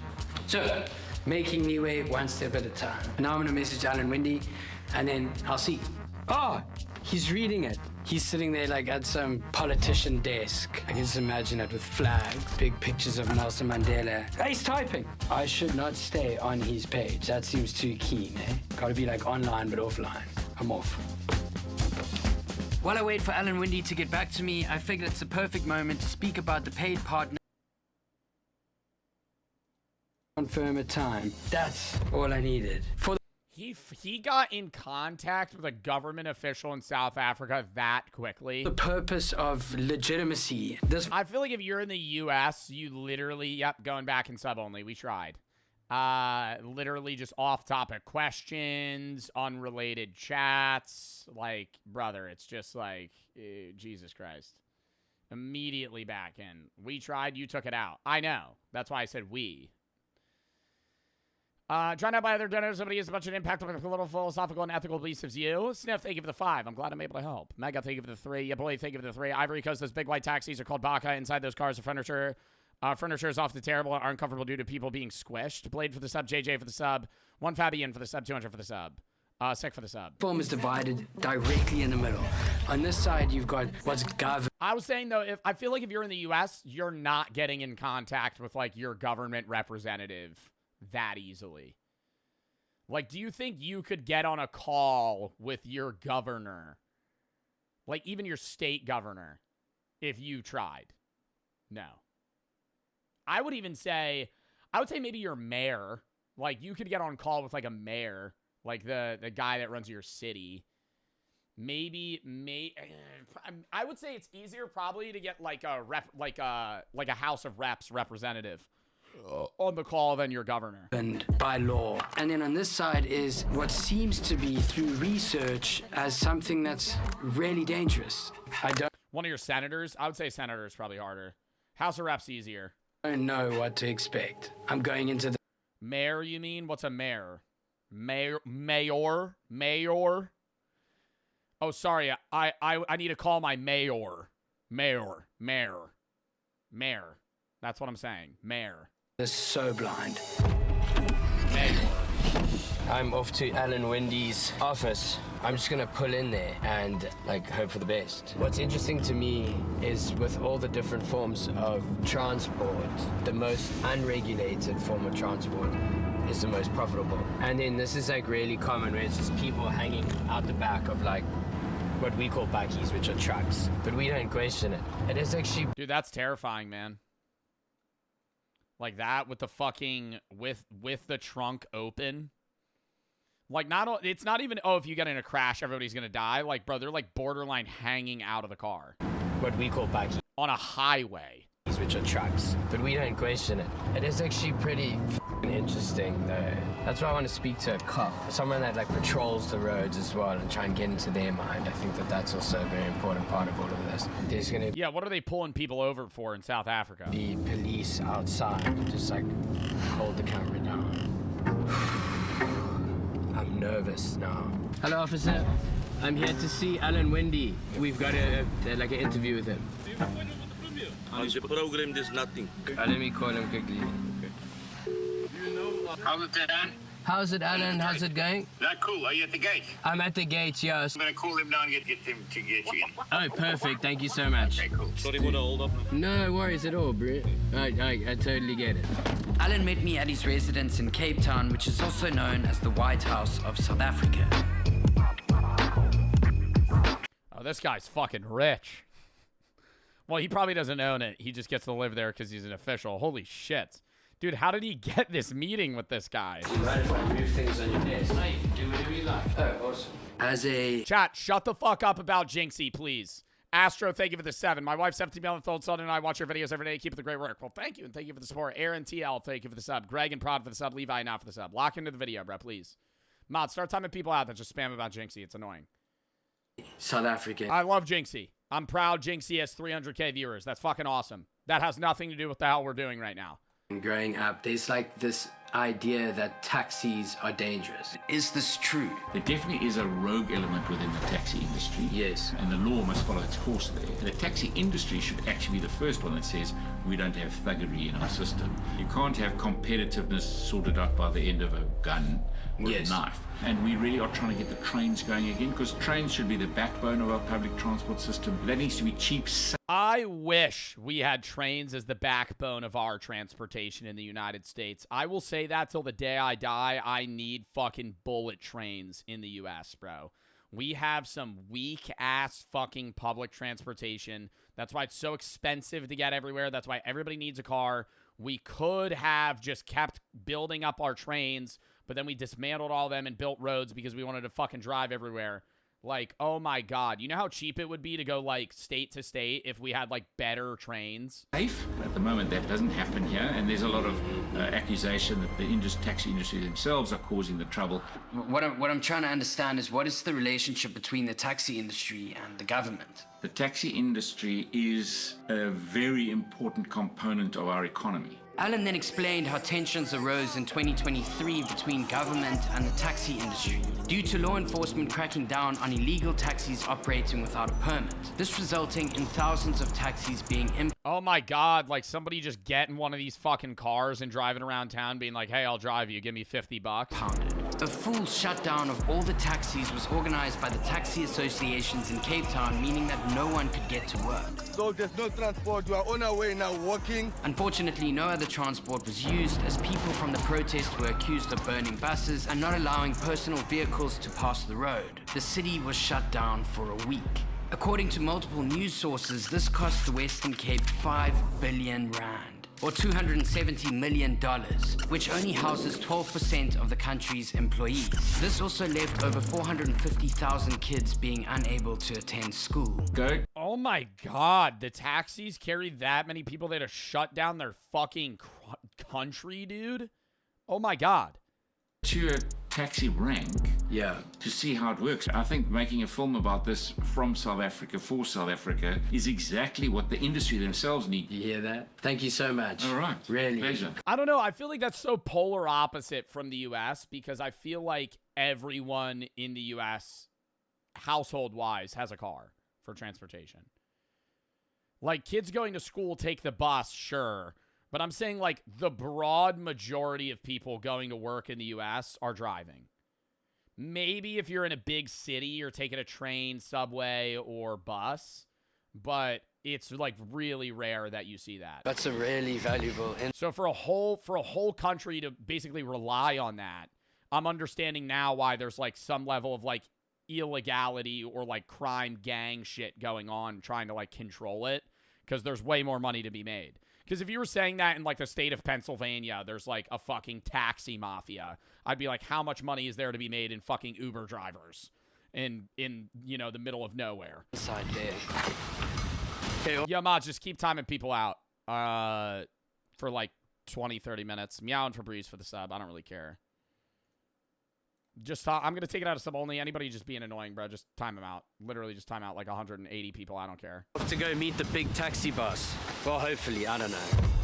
I didn't hear back from Bravo yesterday, but I've been like bombarding him with messages. Sorry, Bravo. Now he sent me voice notes, which I haven't listened to. Just spoken to my guys. They're busy making some calls. It's really not easy, that I can promise you. I've emailed. Yo, if this becomes a YouTube video, segue here, my chat is so bad right now that I'm going to do this to solve it for the YouTube viewers. I'm sorry. We're going to turn it off for a minute here. They won't shut the fuck up about something that has nothing to do with the video. So we're going to actually turn it off so you can't even see them. You're welcome. Like every single taxi service to try and like get through it that way, but I haven't gotten any leads there. Just shut down. Okay, another message from Bravo. He's one of the most respected guys in the industry. Unfortunately, You're in jail. To sum that up, you got Bravo, then you've got his main connection who's currently in jail, and then you've got another connection. I think this guy has to say yes, and then he somehow makes contact with a big mafia boss man. We have made contact with. They're saying mafia boss, but he's really an owner of a taxi service, no? Like, he would be owning, like, a city's taxi company. Or is this literally just, like, an illegal business that's running taxi cars? The man in jail. That's step number one. That's a good thing. Tomorrow's another day. I'll be back on it. Day number 6 today into this investigation. Bravo then insisted it would be best to meet up in person as he started to get a bit hesitant. yeah, All right.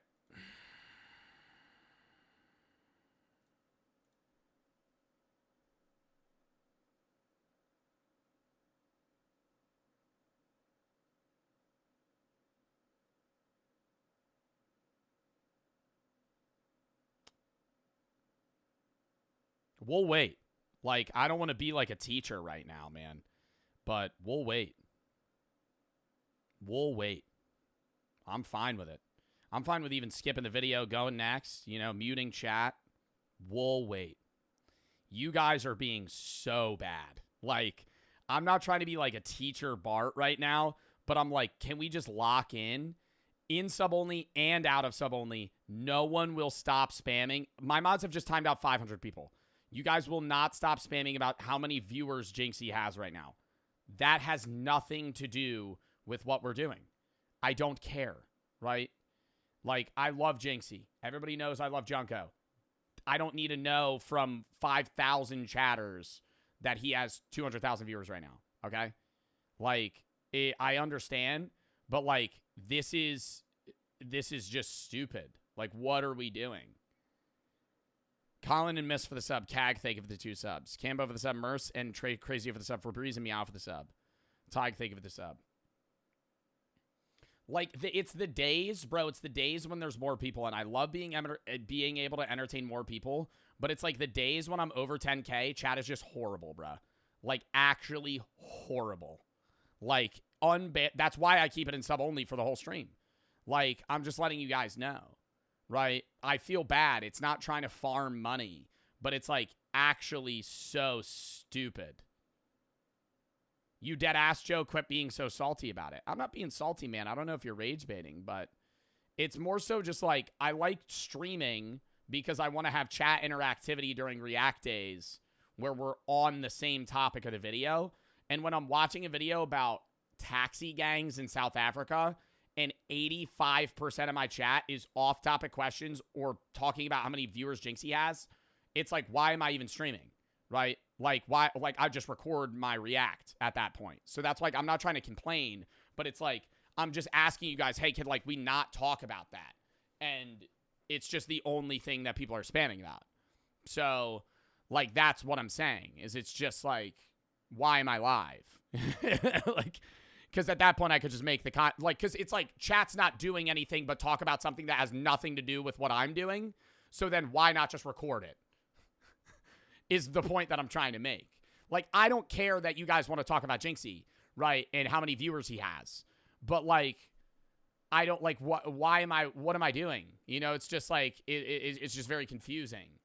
Dylan, thank you for the sub. Andre and Reddy for the sub. Juji and Aiden, thank you for the sub. Beast for the sub.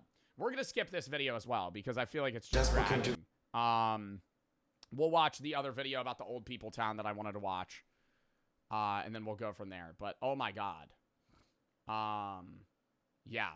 I don't know. In the villages. You ride through all right. We're gonna watch this video and then we'll swap it out. We're not just gonna full cut. We'll watch the 72 hours in adult only city. We're gonna watch that anyway. Dylan and Andre for the sub. I'm gonna go piss for a few minutes though. Maybe some of those people will leave. All right, count me down.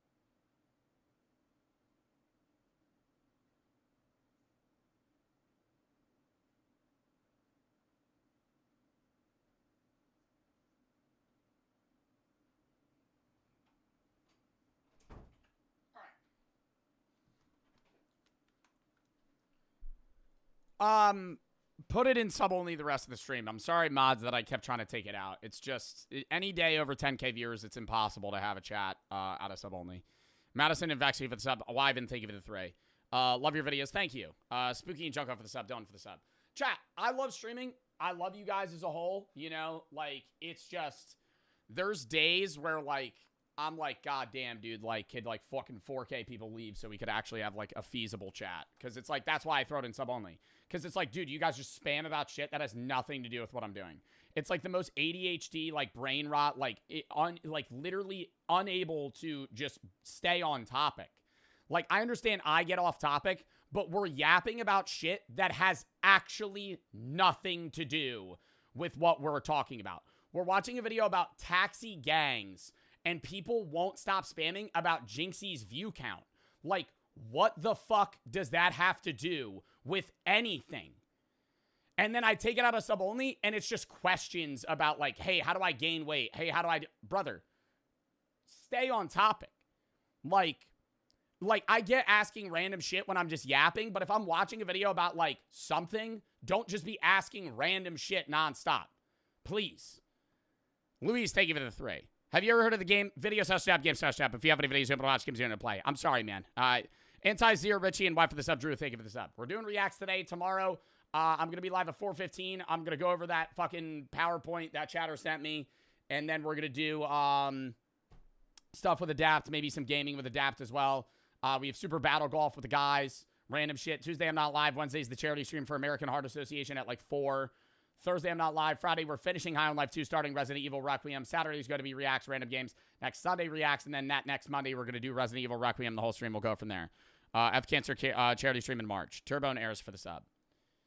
Somebody said, yes, Joe's quitting. I mean, that's why I cut back on stream, bro. Because, like, days like this is just so fucking annoying. Like, it's just like the people come to watch me, and then they're just like, let me just try and annoy Joe for 4 hours. Like, it's like, dude, just fucking leave. Please. Like, leave. And they're like, oh, you don't want my view? No, I don't. Because you're unbearable. Like, fucking literally fuck off.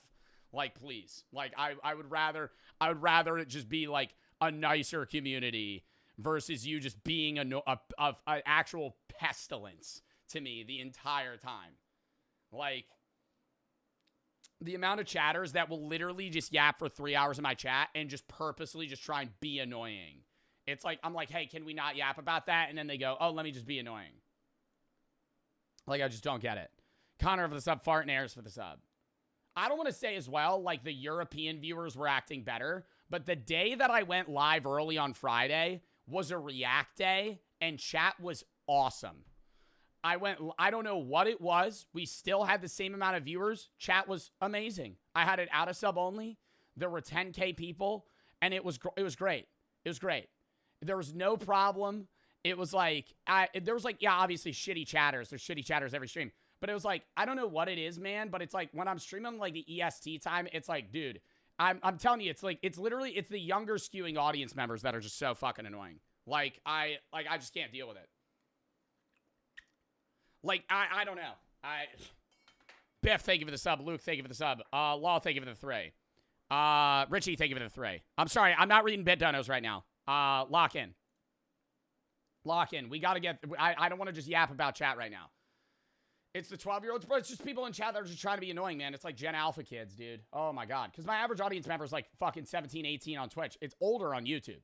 Like, I have people that watch me on YouTube that are like in their 30s, man. It's just like on Twitch, it's just like kids that are just trying to be annoying the entire time. I just can't handle it, bro. Oh my God. Oh my God. All right. Lock in, though. Joe being ageist again. I'm not being ageist, bro. But, I mean, I wouldn't be surprised, chat, if I start streaming earlier just to avoid the annoying crowd. Richie, thank you for the 3. Cliff for the sub. All right. Yo, lock in. Lock in. Lock in. Lock in. Lock in. Lock in. Please. I just want to move on from it, bro. Let's go. Ozzy for the sub. Or, you know what I should do? I should just intertwine a philosophy video every other stream. And then all the fucking annoying ass people would leave. It's like, you know what it is, bro? It's like, I think there's a actual Joe Bart viewer. People, I was literally talking to like a YouTube rep about this, and he was explaining how like there's different types of fan bases. And it's like, there's a mainstream audience that only watches me because there's popular clips of me. And then there's like actual fans that watch me every day. The annoying people are those mainstream viewers. And sometimes those mainstream viewers become actual fans, but it's like stream hoppers, bro, are like the clowns. Like, they're just constantly annoying. And like, you could see I lost 2K viewers. They all dipped to another streamer, and they're doing the same fucking thing. They're in another streamer's chat right now being annoying. And like, that's all they do for 5 hours is just go into another, and it's just like they jump ship and just go to another streamer, just be annoying. I'm like, holy shit, bro. Oh my God, truly for the sub.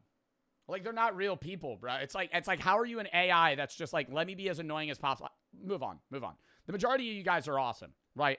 I want to say that. I love my fan base. I know I have a shitty chat at times. I think you guys are fucking great. I think the people that are annoying aren't actual fans of mine. I think they're trend hoppers that just try to be fucking annoying on purpose. The actual people that rage bait me in chat that are fans, it's like a tasteful rage bait, right? It's like a fucking, like a McChunky rage bait, you know? It's like fine dining versus the people that are just like, let me spam. Like, those people suck, you know? Like, I don't like those chatters. Like, you guys annoy me sometimes, but it's like a good rage bait, right? Oh my God. Move on. Truly for the sub. Lock in. Lock in. We're done yapping about that shit. Let's go. 72 hours in an adult-only city. This is the Villages, Florida. It's a senior citizen community that's known as the STD capital of America. At first glance, it looks like a paradise for retirees. But this place has a reputation for wild parties, secret symbols, and wife swapping. They'll have out in the open. Hey, you can walk by people and they will not have sex. They'll be naked out in the open. Oh my God, bro. That'd be traumatic. You're just driving, you go down the wrong, you can take the wrong GPS route on Apple Maps. You're driving through some city and you're like, why is there just 80-year-old naked people walking around? So I went there with one goal: get invited by a swinger to their house and see if get into a swinger, get into an old people orgy, goal number 2. These rumors are actually true. But what happened to me while I was there? You get invited to an old person's house. Could I see what color loofah you have? Actually scarred me for life. We're at the first gas station that I found in the villages. Yo, I hate that shit. Side note, gas. Yo, scamming the idiots. $2.99 and 9/10 of a penny. $3. $3. Not only is it $2.99, $2.99 and 9/10 of a penny. $2.999. That's $3. In what world is that you could, if you're buying like hundreds of gallons, you're saving pennies? That I found in the villages. If you ride through the housing developments and you see the garage halfway open, it means they're swingers and come on in. Really? Yeah. So I might. A person who engages in group sex or swapping of sexual partners. But do you think that it's like, I don't know, man. I feel like you think those old people towns are swingers like wives and husbands? Or you think it's just like an old people community where they're just like all fucking? I did hear about swinger. I know there's swinger parties, and it's not just in Florida and like these old people towns. There's swinger parties everywhere, and they call it like a key bowl or some shit, where like the wives will just grab a key, and whoever's key they grab is the guy they're going home with that night, and so they all swap. Just catch a trespassing charge tomorrow. Literally, this is the first. You get unlucky. Is there like a requirement of like attractiveness for like a swinger party? Because what if there's like Gertrude is one of the men there, and you're like, fuck, nobody wants him. You pull the fucking Hyundai, and you're like, oh shit. Exit that I pulled off. We're already hearing that it's like Swingerville. I couldn't believe it. I was like, you're kidding me. and then it came online, and I was like, okay. No way. I didn't think it was true, bro. I thought this was an internet bit. I'm actually going to get in the ass tomorrow. Bruh. What? What? And somehow, me saying that would have been the least of my concern. Because what unfolded over the next 30 minutes actually scarred me for life. We just passed a fucking golf cart that had a loofah hanging 2 seconds down the road from our Airbnb. Apparently people here use subtle symbols to signal what they're into. Adirondack chairs in front of their house sometimes signals that they're swingers. Different color loofah. An Adirondack chair is just a good chair. What? An Adirondack chair? Bro, how does that mean that you're a swinger? That could just mean that you just like the fucking lounger chair. What? I feel like we watched a video about this town like 2 years ago or some shit, but it was like more informative than this guy trying to get into a party. Novices and beginners. Purple, voyeur, and people who like to watch. Oh, fuck no. Some guy in a Batman suit in the closet. Soft swap, people who like to do it with others in the room. Who came up with this color coding system? Lowest level of full swap. Mid-level swap for people who want to have fun but are still nervous. Full swap, those who say the hell with it, let it all go down. Teal, bisexual, for those who want to increase their dating chances. Oh my god. What if you just moved into this town and you just had no idea? Loofahs hanging from their golf. You just coincidentally just have teal loofahs. Carts, upside down pineapples. There's so many other things, but everybody starts getting real buddy with you. You're like, wow, this town's really friendly. Outsiders, it looks random, but the people who know it's a code. Look right there too. They're everywhere. Oh my god. And when we got to our Airbnb at the center of the villages, I started to realize what I was really in for. It smells like straight up drugs. No, like I'm not even joking. It hit me like a wall. My nose is burning. Bro, the people that were here before us actually just destroyed them. To buy a house here, you have to be 50. Dude, I'm not going to say that they don't clean Airbnbs well, but like I genuinely believe you could like, if you were to Airbnb for like 4 days, you could piss on a bed, let it dry, and leave, and they would have no idea. Like, they're not cleaning shit. MC, thank you for the 5 gifted. Scrinch for the sub. Prod, thank you for the 3. Good for the sub. Recon, thank you for the 3. GG for the sub. Sass and APOS, thank you for the sub. Tough, thank you for the 3. Kieran and D52 for the sub. 55 or older, and no one under 9. Over 55. Actually just destroyed them. To buy a house here, you have to be 55 or older, and no one under 19 can live there permanently. So walking into an Airbnb. Yeah, that's not necessarily of a swinger community.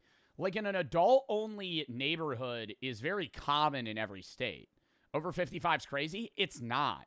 Like, there's a lot of communities where it's like over 55 and your kids, that's what it is, like the over 19 permanently, is because your kid has to be at least out of high school to live with you. Airbnb that was trashed the way it was Because definitely they just don't want kids in the town. a surprise. The smoke alarm is falling off. Do you know how many old people have probably... Oh, no, you're right, bro. What the f*** did we just find? No, this isn't real. What's in the chair? No way. Yeah, there's just cum stains everywhere, bro. Okay, can we go? You gotta get a black light in this room. Yo, on God, I'm never booking an Airbnb with bed sheets like this. This is an old person home. Not only is this not homey and inviting, it feels like it's haunted, and I guarantee you they don't wash anything in this room.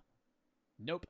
If you ever see, yeah, and they got that cuck chair in the corner. Why do they have a lounger? Yo, actually, when am I ever sitting in that chair in a bedroom? Oh, what the f*** did we just find? Home now.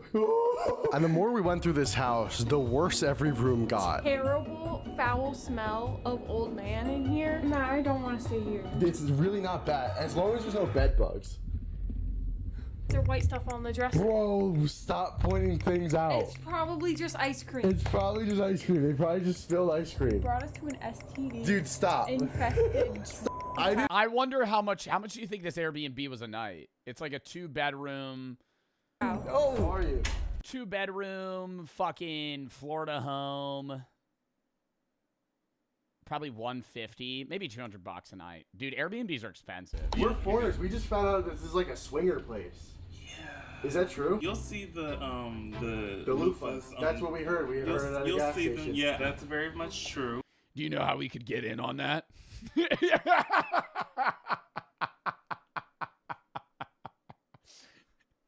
I walk up to the first old person in a golf cart. So are there any parties tonight? Okay. I wouldn't recommend going into any of the hot tubs. Really? Oh, God.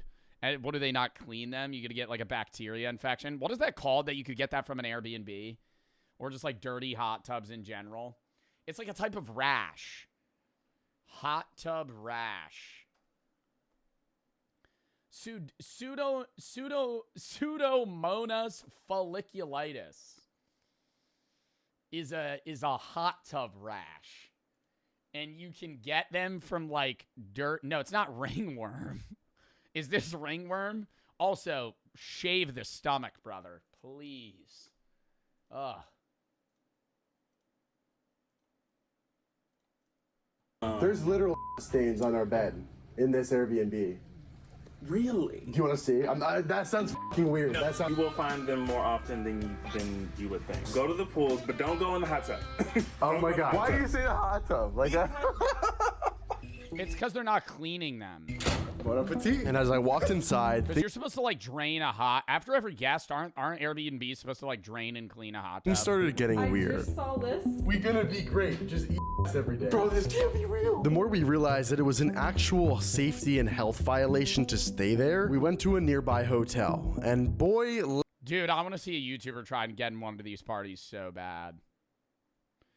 You're just with Claudia, 78 years old. let me tell you, She's a teal loofah. booking this hotel might have been the Jack Pembroke. That would be hilarious. Him trying to get into one of these. best thing that could have happened. I think they had He'd be like, go with me. swingers there before us. Let's see. It smells good. It doesn't reek of. There's a level of being too deep to back out, though. You and Jack should go. Me and him are a gay couple with teal loofahs. There's a level where you're too in. You know, you're in the bedroom. You know, Robert has the Batman mask on. He's already stepping in the closet. You can't back out. I'd be like, Jack, man, you got to take one for the team here, big dog.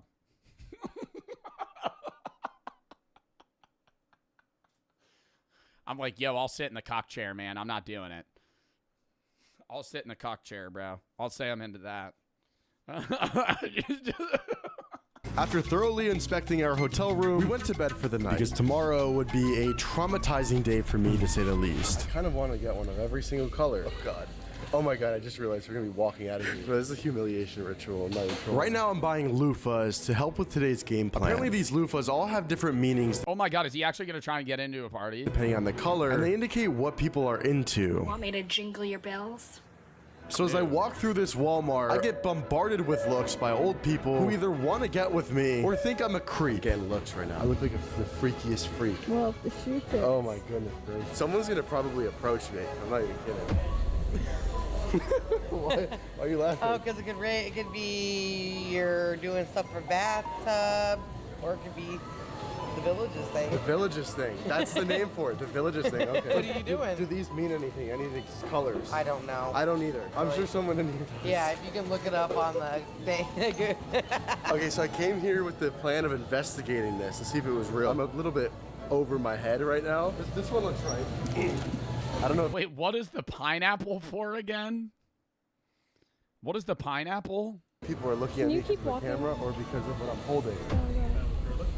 Oh my! She knows the old lady. Oh my god! Gosh, it's you again. Oh my gosh, it's the DoorDash driver. What's up, man? How you doing? Is this what we're thinking? Is this looking? Listen. I'm never one to yuck anyone's yum. I don't know anything about it. I don't either. I just grabbed the first thing I saw. I love the open-minded exploring. That's what Thank you. Well, I'm personally probably not exploring. I'm just interested in other people. No, you're exploring, big dog. You're gonna put up that teal loofah. Stories. That's really cool. This is an attraction device, literally and figuratively. He knows what we're here for. He knows the mission. Our goal here is to have somebody invite us. No. Oh yeah. Oh yeah. That's your in. That's your in right there, Greg. That's that guy's name. Mm-hmm. He's saying, you want to come to one of the parties tonight? Yeah, that's I see the pineapple. the goal. So we're gonna have a nice little trinket here on our dashboard. Okay, that's actually a hazard. We're gonna hang.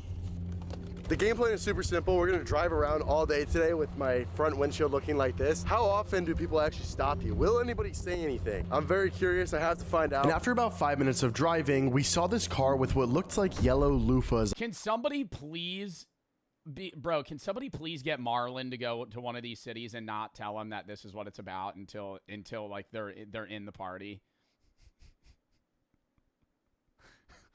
That would be so funny. Being like, yo, Marlon, we're going to go to this Villages place. There's going to be a great IRL streaming there. On its roof. And this is just... They're all inviting him over. He's like, dude, everybody loves me here. Just the beginning. Because as I was walking around getting shots of the town, listen to what some of the... Marlon and Lacey, what a great stream idea. Marlon and Lacey, go to the Villages. The locals had to say. Yeah. But you got to commit to the bit. I just started working here at right? Okay. And we were on break. Me and my friend were sitting down on that bench right there. Yeah. And the lady was like, you better be careful. They're gonna come get you. It was terrible, bro. Depending on the color loofah, if they have a loofah in their golf cart, depends on what they're into. I don't know if I'm allowed to curse on here, but they'll have out in the open. Oh, really? No, and you've seen this before? Yeah. I'll be on break. On these chairs. Bro got the khaki pants by the ankles just in the alleyway, just doing it. No fucking way. Chair, or they'll sit on the sidewalk and do it. Yeah. Now, of course, I didn't believe him in the moment, but after a quick Google search, I found a bunch of news stories from 2018, and things like this add fuel to the fire for the online debates of whether or not all these rumors are true. And people are talking about STDs and swingers. No, they're definitely not true. No. Not that I'm aware of, no. People have called this place the STD capital. It's like Fight Club, you know. You can't talk about Fight Club. Somebody leaked it one time. You can't be doing that. It's like first rule of the Villages: don't talk about the Blufa parties of America. But that rumor started from a single news report years ago, and the internet ran with it. With nearly 150,000 residents here, it makes sense that every lifestyle. STD capital too, bro. That would suck, dude. You get fucking like chlamydia from like Lucille. Would exist somewhere, but I wanted to see how real the swinger rumors actually were, and what I encounter later. What's like an old people names? Will actually haunt me forever. I've been walking around for probably 10-15 minutes trying to talk to people, and it feels like every old person I've walked by are just ignoring me. I think I look definitely like an outcast. Sharon, Dorothy, Gertrude, Patricia. I mean, I'm a young, strapping, fit young man. So I did bring something in case of this scenario here. If you didn't know, upside-down pineapples are typically associated with swingers. So if there's any way I'm gonna attract a swinger, wearing an upside-down pineapple would probably do the trick. Maybe the shirt being buttoned wrong gives you the extra creep. You guys like my shirt? Yeah, very nice. Is it? Does this fit? Do I fit in right now? Yeah. Okay. People are looking at. Bro, you look like a narc, man. They're not gonna invite you to one of the parties, bro. You gotta really fit the bill, dude. Me like I'm weird. I have a feeling this is not actually a thing that really happens, and I think you have a camera on your fucking chest. You're wearing a flannel over a hoodie, and you have a mic on your body.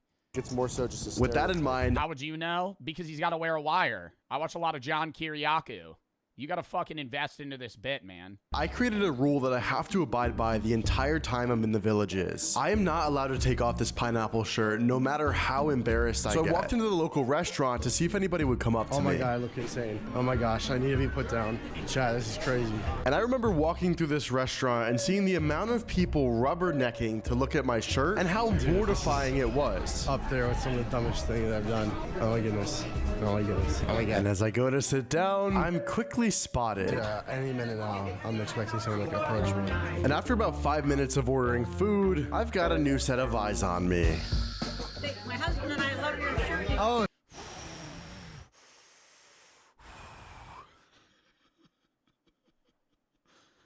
He goes, oh, it's go time. Okay, lock in, lock in, lock in. Thank you so much. Yeah, I did. I got it at a Walmart. There's a Walmart down the street, yeah. Very interesting. Awesome. Thank you so much. I gotta ask them if they're swingers. I'm like shaking. I didn't think this was actually. You can't just you can't just ask them if they're swingers. There's gotta be like a code word. Freaking real. Dude, y'all are gonna, everyone's gonna. Is the barn red? I think that's scripted. I'm sitting here and my camera was off. I was just sitting here waiting, warming up because it's freezing out. Lady comes up to me. I love your shirt. I feel disgusting. I'm gonna go to church after this. All right, guys, we're out. Just curious, why'd you guys like my pineapple shirt? Bring another good shirt. Bring another one? You want one? I heard there's like swingers out here. Is that why you're asking? God, no, why do you can't just front it like that? Are you guys swingers? Pardon? Are you guys swingers? Is that why you asked? No, okay. Sandy and Mike. Tammy, Mike, sounds good. Yeah, all the time. If I see you guys around the square, you know who to talk to. Matt. Don and my husband. Don, good to meet you, good to meet you. Great to meet you guys. Very good. You got strong hands, Mike. You got strong hands, Mike. I like that. Talk to you guys later. Holy. I need to run to the door. Dude, I gotta throw this away. I gotta leave. I gotta be out. Oh my God. Did you even hear anything that just happened? You have no idea. I can't even. Yeah, so we might just walk around this village square right now and have a throuple coming up to link up later. Oh, very good. Good to see you guys. Hello. Very good. Yeah, you too, guys. Do you guys know anything about the loofahs, the colors of the loofahs? Oh my God, no. They don't know. They're not gonna give you info, bro. They're not gonna give you info. You're obviously a rat. Oh, okay. I heard. Am I missing something? Yeah, apparently people will put like loofahs on like their. Oh my God, why are we explaining this to an old person? I'm just gonna be like, oh no, dude, they probably have a loofah on one. That's probably their golf cart right there. Adirondack chairs and in their cars, and they mean different things apparently. Oh yeah, I heard about that. You heard about that? I did hear about that. Do you know what the colors are? I have no clue. Okay. I have no I'll clue. say purple and blue. Purple, blue, white. Let me just say that's for a generation after us. The generation after you guys? After us. What generation are you guys? I'm the last surviving. The last surviving, okay. What? How old are you? 81. 81, how long have you lived? Ooh, too old, okay. Yeah. No, I don't think they're lying. Here. Well, we come down every year, but for about... Oh, you're from up north. Oh, they're snowbirds. Okay, yeah, they're not a part of this, chat. She admitted it? No, I think she was just guessing colors. We're about Wisconsin. Wisconsin, okay, we're from New York. Oh, too bad. Yeah, I know. I was gonna say it's better down here, but not today. Okay. Yeah, it's pretty freezing. I think we brought the cold down here. Yeah. So we should hold you responsible. Yeah, it's our fault for sure. Oh, you could hold me responsible tonight, Mike, let me tell you. 100%. Say we're here, you get the drinks. Sounds good. On me. On me. I'll be here tomorrow. Sure. I'll be here tomorrow. The drinks are on you. We'll be here. All right. Sounds good. Stay at our church. All right. Sounds good. Where's the nearest church? I'm only about 1 hour in since putting on this shirt. All I'm gonna say is I don't know where this video is taking me. I don't know where I'm gonna end up. I heard that this is the swinger capital of America. Oh yeah. What do you know about that? There'll be hella parties, hella drinking, smoking, all type of crazy. How do you know In the this? neighborhood over there, you can walk by people and they'll all be naked during the summer. What the? They be doing weird shit. It's like at middle of the night. They be grouping up over there, fam. Real talk. After talking to multiple people and only hearing that it's all completely true, I finally bumped into some people who had something else to say. She's been here for 3 years, never done one. Really? Well, I wore this. I went into a restaurant, and within 10 minutes of me sitting there, an old lady came up to me, asked me about my shirt. Well, with 150,000 people, I'm sure you can find. Yeah, that's exactly what I've been saying. But that's not what, normal. It's not. That's. But every person I've asked, besides you guys, said yes. They've seen it firsthand. Well, so I don't know. I rarely come to the square except to play Pokemon Go. Okay, so every village here in the villages. What? What? Is this the coolest woman ever? What do you mean? She's like in her late 50s, early 60s. She's playing Pokemon Go on the iPad, coming to the square for the Pokestop. I rarely come to the square except to play Pokemon Go. Okay, so every village here in the villages has one of these town squares. iPad grandma. Okay? And during the summer, these town squares are filled with people every day from around 5 o'clock to like 9 o'clock, and then they eventually shut it off. I've been told that there's bands that perform here, and this is kind of where all the swingers come, and just normal, you know, regular couples to meet each other, hang out, have a good time. It is a 55-plus retirement community. Not everyone here is a degenerate. Did you hear about the whole like swinger theory out here? Apparently there's a lot of swingers. No, I haven't heard that, and I'm not one. Everyone here looks so happy and jolly. That's one thing I've noticed. There's a bunch of gated communities just like this behind me. I don't know if you can see that. And there's a bunch of these golf cart only roads. So all of these gated communities are kind of like linked up together. And then there's the main roads, which honestly, there's not many people driving, probably because old people hate driving. And yeah, they just drive their golf carts to these city squares. Yeah, look right here, village of Bridgeport at the lake. It's so quaint. It's very quaint. It's like everybody here lives their life, and it's great. It's like paradise. Except in the summertime when the weather is horrible here in Florida, and it's riddled with mosquitoes, and it's hot and it's humid. Good afternoon, folks. The sun still hasn't set, and now it's time to go bowling. Fiesta bowling. Oh, that's a spot to find some fucking old people, dude. Are you serious? The bowling alley. Wow, what a pick. What a spot, dude. Wear the pineapple shirt in the lanes. You know what they say? You're either really good at bowling. You impress one of the ladies with your bowling skills. That's for you, Lucille. Finger bang. Roll 205. Or you get pussy. Oh, yeah. Anyways, yeah, that'll get him laid. I went bowling for about an hour and a half, and absolutely nobody came up to me. I kind of looked like an idiot wearing this pineapple shirt, but everyone there was extremely nice. I spent the next hour and a half driving around the villages, trying to find pineapples in people's front yards, loofahs hanging from golf carts, and flamingos plastered in people's yards, which all are indications of swingers, and I found absolutely nothing. But what I was able to uncover later that night would honestly make me question everything, and I'm kind of scared to even show you. Time to go for a stroll. We're going to the center of the town. We're gonna see if we have any strange experiences. I've already gotten asked by one couple for drinks, and they asked where I live. Let's see if anything else happens. I have a feeling now people are getting tipsy. Do I look a little bit silly with this upside down pineapple shirt? Is it true? Silly with my getup? Your getup? I know, it's freezing here. I'm like actually cold. It feels like the Northeast. People in there are gonna love your upside down pineapple shirt. What do you mean by that? They're gonna love it. Why is that? You know why. So it's true. It's true. I've been told by the internet that it's not true, but here everyone's telling me it is true. The shirt's not the truth. You have to have the pineapple in your golf cart. I do have a pineapple in my car. Perfect. And loofahs. Perfect. Yep. So we went into the bar that she told us to go into, and let's just say what happens over the next 20 minutes, I cannot. Yo, it's all old people. Holy shit.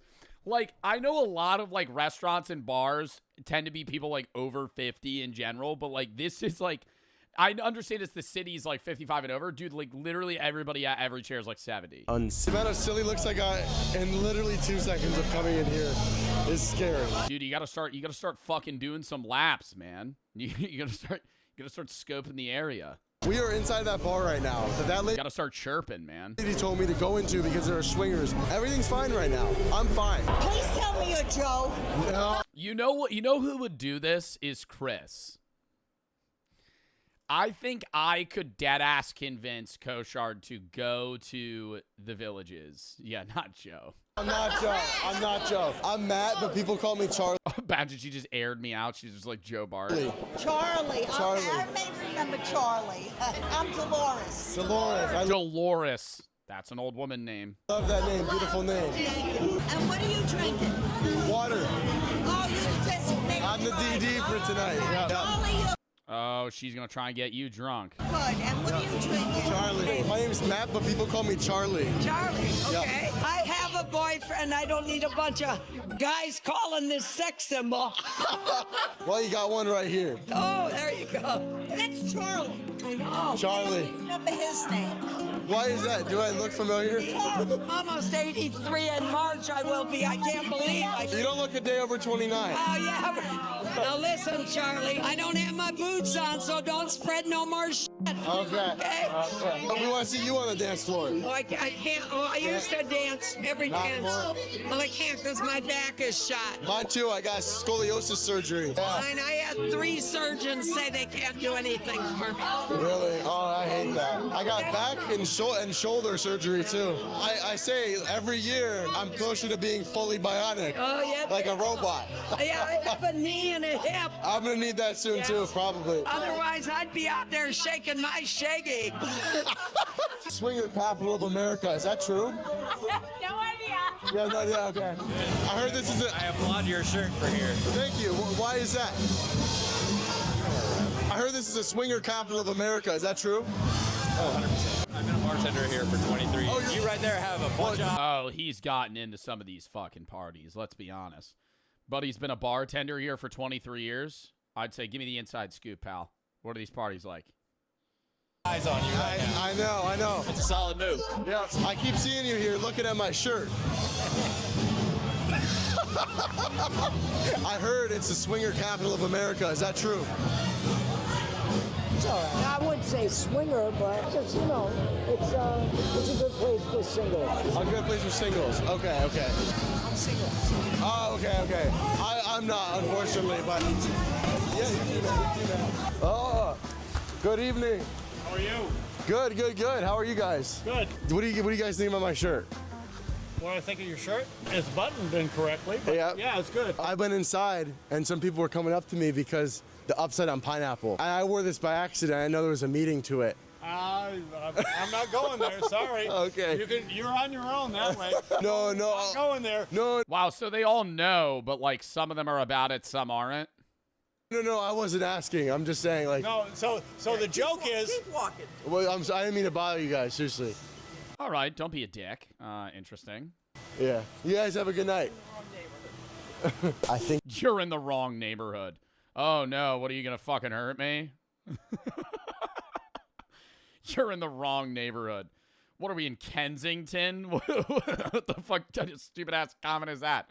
You're in the wrong neighborhood. Shut up. I walked into a conversation. Shut up. I would have been such a dick. He was so nice. At the wrong time. We heard there's a lot of... Could have just said, I don't really want to get interviewed. Could have just started out with that. Swingers here, so we're trying to get to the bottom of that. Pineapple? Yeah. Nice. Yeah. He was. This guy. Yeah? What are you doing yet? We're trying to find swingers right now. Swingers? Yeah. Hey, Gramps, you want to hit the Eiffel Tower? Hey, Gramps, me and you, tag team, brother. We're going to be the dynamic duo later. No, not yet. Hey, you want to learn? Oh my God. That was good. I'll give you nuts for that one. I really couldn't get mad at bro because I really did just walk into that one myself. But now watching this back, I realize how bad I look. And, well, it's out there on the internet now, so... Anyway, I've been here in the villages for the past 3 days, and if there's one thing I could take away from this, it's that all these people seem very happy. Like, look, there's a sense of community. Everyone shows up. Yeah, outside that one couple outside. Seems like they got denied from one of the parties, and they were upset about the pineapple question. I mean, god damn, dude.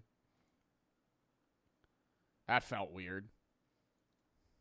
Up in their golf carts. Hey! Everyone shows up in their golf carts. They're all very friendly. I definitely ran into some swingers, but I don't think everyone here is. That's, like, unfair to just say, like, generally. Well, and he was filming and shit. Like, I think if he just showed up, wore regular stuff, and maybe, like, the pineapple shirt or whatever, and was just like, hey, I think there was a chance they would, like, let him in. All right. Morad, thank you for the sub. Hunter for the 5. Danger, thank you for the 3. Vicious for the sub. Matt, thank you for the sub. Brandon, thank you for the 3. Q and Sarah for the sub. 4. I love and Q, thank you for the sub. Creed, thank you for the 3. Dutch, Soylent, and Lee for the sub. I'm not in good, thank you for the sub. Moth Sky, Sick, and Jacob, thank you for the 3. Lewis and Charlie for the sub. MC, thank you for the 5. Gifted, it's good, thank you for the sub. Recon, thank you for the 3. GG and Stas for the sub. Dutch, thank you for the 1,800 biddies. Last year I was suicidal, hospitalized for 3 weeks with MDD. While I was there, your videos and streams made me smile. Doing much better now in Australia. I can't watch live a lot, but I'll tune in when I can. Thank you for everything you do and being you. You help more people than you know. Well, I'm glad I'm able to help. And I hope you're all right, and I'm glad you're still here, man. Suicide's never the answer. I hope you're doing okay. Fire, thank you for the sub. All right. Next video, chat. I might go pee again real quick. Jack Pembroke just dropped a video. He already dropped one. I doubt he dropped again. All right, hold up. Count me down 30 seconds. Core and Fire for the sub. Let me pick a different song. Hold up.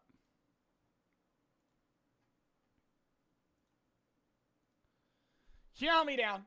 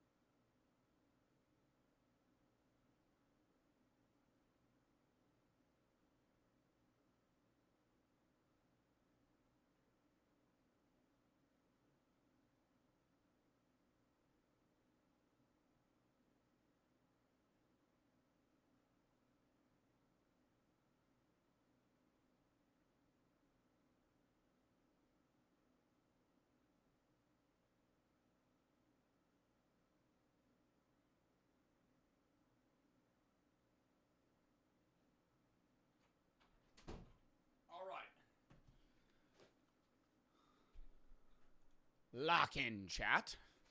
Ugh. Mel, thank you for the sub. Jackson, Troy for the sub. Amazing Core, Fire for the sub. Gage, thank you for the 3. First one is, can you tell chats? No. OLG, thank you for the 5. Yes, I heard about that. Film the video started in 2022. Guy refuses to leave the room. Guy's already up like 22 million. That's something I've been thinking about. Connor is not homeless, by the way. He has a house and stuff. I don't really know what you're telling me. Bo, thank you for the sub. What if Mr. Beast is filming a video that started in 2022, the guy refuses to leave the room, and the guy is already up 22 million? That's probably not happening. Mr. Thank you for the 1,500 biddies. Both thank you for the sub. OLG, thank you for the 5. All right, lock in. Lock in, lock in. Please stop spamming. All right. Let's lock in here, chat. Nora, thank you for the sub. Next video, the greatest double agent ever. Let's get it going. There really is nothing quite like the element of surprise. When the Allied forces appeared over the horizon on the morning of D-Day, it completely caught the Nazis off guard. They weren't ready for such an enormous attack, at least not here. According to German intelligence, an attack was expected to take place 150 miles away in Calais, and so most of their troops had been moved to defend that location. While the Nazis were defending an empty beach, the Allies stormed their way into Normandy and ultimately... I didn't know that Normandy Beach would have been more heavily armored. Like, obviously you learn about this shit in, history class, World History 1 and 2, but I always thought that, like, D-Day was as bad as it would have been. That's a fun fact. Yeah, I didn't know that they thought that they were going to be storming a different beach. Like, and the fact that they had that little troops in Normandy and it was still that much of a massacre is crazy. He went on to win the war. The Nazis had been tricked, and it was largely thanks to one man who had spent years trolling them from his own home. By feeding them correct but useless information, it led them down rabbit holes, slowed them down, and ultimately tricked them into losing the war. Wow. Because you're telling them, you're not like lying to them, because then they would just know that you're a fucking double agent. So you have to tell them something that's like half true, but it's kind of useless, but it's good enough info that, like, you know, they still want to keep you on their radar. This man had no spying experience, and yet with sheer charisma and imagination, he managed to win the trust of Hitler whilst simultaneously becoming Britain's best spy. Damn. Before the outbreak of World War II, I always wonder how double agents are even made. Because I know how, like, CIA spy recruitment's done, but how are you already a spy for one country? Oh, wait, no, that's what it is. You're originally a spy, say for this case, he's probably a spy for Britain. And then they say, hey, go become a double agent. And so then he has to go, you know, to Germany or whatever country that they need him in. And then, you know, what is a double agent? Somebody that's a spy for two nations, but actually sides with one. And so they feed the info that they gain as a spy to the country they actually side with, whilst pretending to be a part of the other one. Maybe it's the opposite, where you, like, betray your country. I don't really know. I feel like it probably varies depending on the person. Savin Olive for the sub. Ladu, thank you for the 1,000. But his brother turned 22. He had cancer once before. Beat it again. I'm donating the bone marrow to him later this month. Wish me luck. I was wondering if you could shout out my Insta. No. I'm sorry. F cancer, number one. And I hope that the donation of bone marrow goes well. But I don't do shout outs. I don't do GoFundMes. I'm sorry. I do just only Tiltify-based charities. I've always done that. I've explained it a million times. I'm sorry. But I don't do promos. I don't do GoFundMes at all. I'm sorry. Barrow, thank you for the sub. Spain was having its own civil war between... Craig, thank you for the 3. Just because even if it's like not a GoFundMe and you want me to promo your Insta to pay for that, then people do the same thing. And it's you give one kid a donut in class, you have to give everybody a donut in class. So it's just like, I can't pick and choose. It's if I do one, I do all. So I do none. Craig, thank you for the 3. Lock in. The Republicans and the Nationalists. No one despised the war more than Juan Puyol Garcia, a chicken farmer from Barcelona. His farm was taken by the government. His mother and sister were kidnapped, and he himself was forced to fight. He hated the extremism of both sides. So when World War II came along, he was determined to do something to stop the Nazis. He went to the British embassy in Madrid and offered to start spying on the Germans. But the Brits were suspicious and turned him down. And so Puyol had to come up with a different tactic. This time, he went to the... He just flat out walked. He flat out walked as a man from Barcelona. He just walked into a British embassy and said, I want to spy on Germany for you guys. I did not think it would be that simple. I thought he would already have some sort of connection that roped him in. German embassy, pretending to be a passionate Nazi supporter that worked for the Spanish government. At the time, the Germans didn't have a reliable spy network in Britain, and so they desperately needed all the help they could get. Puyol was hired. Wow, so he first and foremost worked for the Nazis before betraying them. Well, he had the goal to betray them, but still was working for them first. They gave him a codebook, a bottle of invisible ink, £3,000 in cash, and told him to move to London and start spying on the British. Instead, he moved to Portugal and simply pretended to be reporting from London. Using nothing but a map of Britain and a tourist guide from his local library, he started talking about the places he was visiting and the things he was seeing, like military training exercises on Lake Windermere and warships leaving the southwest. In between all of the military sightings, he filled his letters with mundane personal details, like going for walks in the center of London, visiting local cafes, and even mentioning when he was feeling ill. Bro, what? This guy was fabricating everything to the Nazis and they just believed him. That's fucking crazy. I know it's the 1940s and there's like lower tech, but still. He's not even a double agent at this point. He's just fake working for the Nazis and lying to them. To take things even further, he started creating a network of sub-agents that were supposedly feeding him information from all over the country.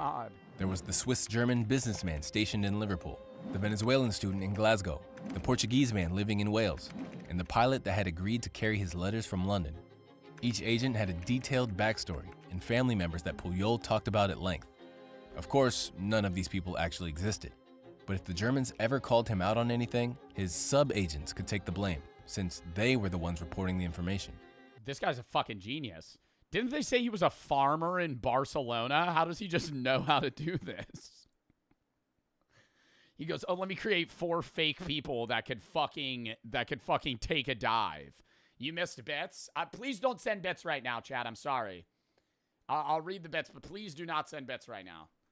Please do not. Jackson, thank you for the bits. I want to thank you because you made my days better. My grandpa recently got a cancerous tumor, possibly. Well, I have cancer in the chat. I hope that it's not cancerous. I'm sorry to hear that, man. Jackson, thank you for the 3. Lock in. Each letter was so long and so detailed that the Germans started to believe him. Video's kind of skipping some shit because they're rushing the story. Well, yeah, because this was probably over the course of like 5 years. They even started sending $500 a month to pay for his network of agents. This motherfucker was getting paid to lie? What? It's $11,000 in today's money. But this... He got paid $11K a month? Bro, oh my God. Not only was he helping the Allies, he was hustling money out of the Nazis. For equivalently $11,000 a month. Was only the beginning. So far, the Germans were impressed with Puyol's work, so they started asking more specific information. That's when things took an interesting turn. In his 3rd letter, Puyol sent this report back to the Germans. A convoy of 18 ships left the port of Liverpool on the 28th of March. They were headed for the island of Malta. Although Puyol made the whole thing up, by sheer coincidence, a fleet of warships had actually left Liverpool around the same time. But before his letter ever reached the Germans, it was intercepted by Britain's intelligence agency, MI5, sending them into panic mode. A full-scale manhunt was launched to try to track down this mysterious network of spies, but unsurprisingly... Wait, so he just made some shit up about a warship fleet, happened to be right, the Brits got it, and then went, oh, this guy's good.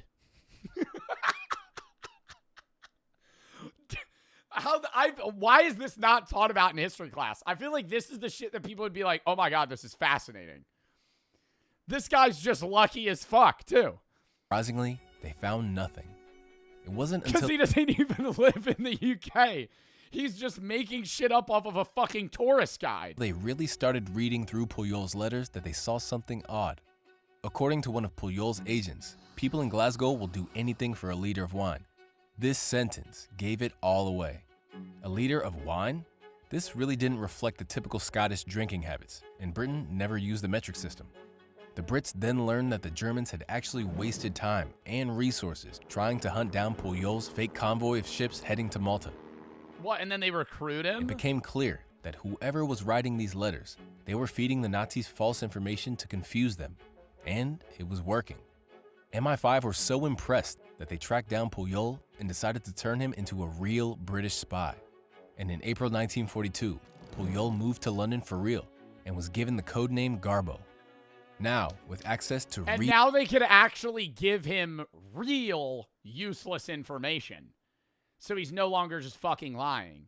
Real military information, he was about to take his trolling to the next level. But what type of info would you give a country that's actively in war that's useful enough to where they don't rise suspicion, but it's also not harming your own people?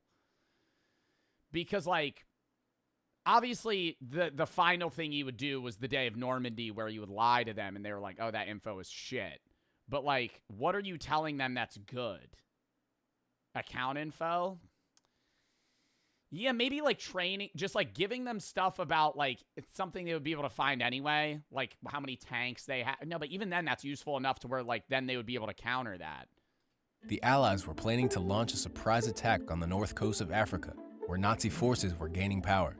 And so, over the next few months, Garbo started dropping very specific hints, suggesting that an attack was instead being planned for Norway.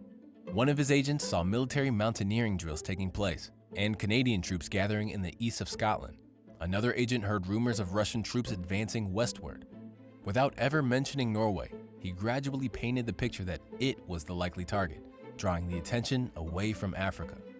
Oh, so he never flat out says, like, he's saying shit that is true, where there are Canadians in Scotland and they are planning for certain things, but he never says for where.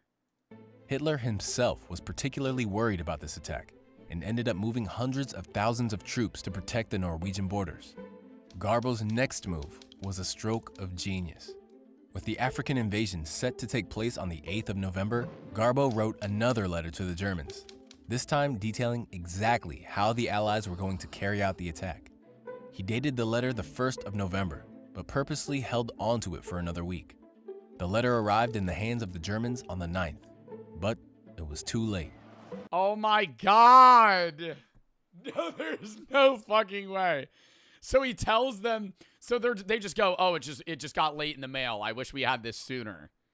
The day before, the Allied forces invaded the That's so fucking smart. Because then they'll just still keep them North on African coast with over 100,000 men. The letter had all the correct details of the invasion, but it was simply too late to be of any use.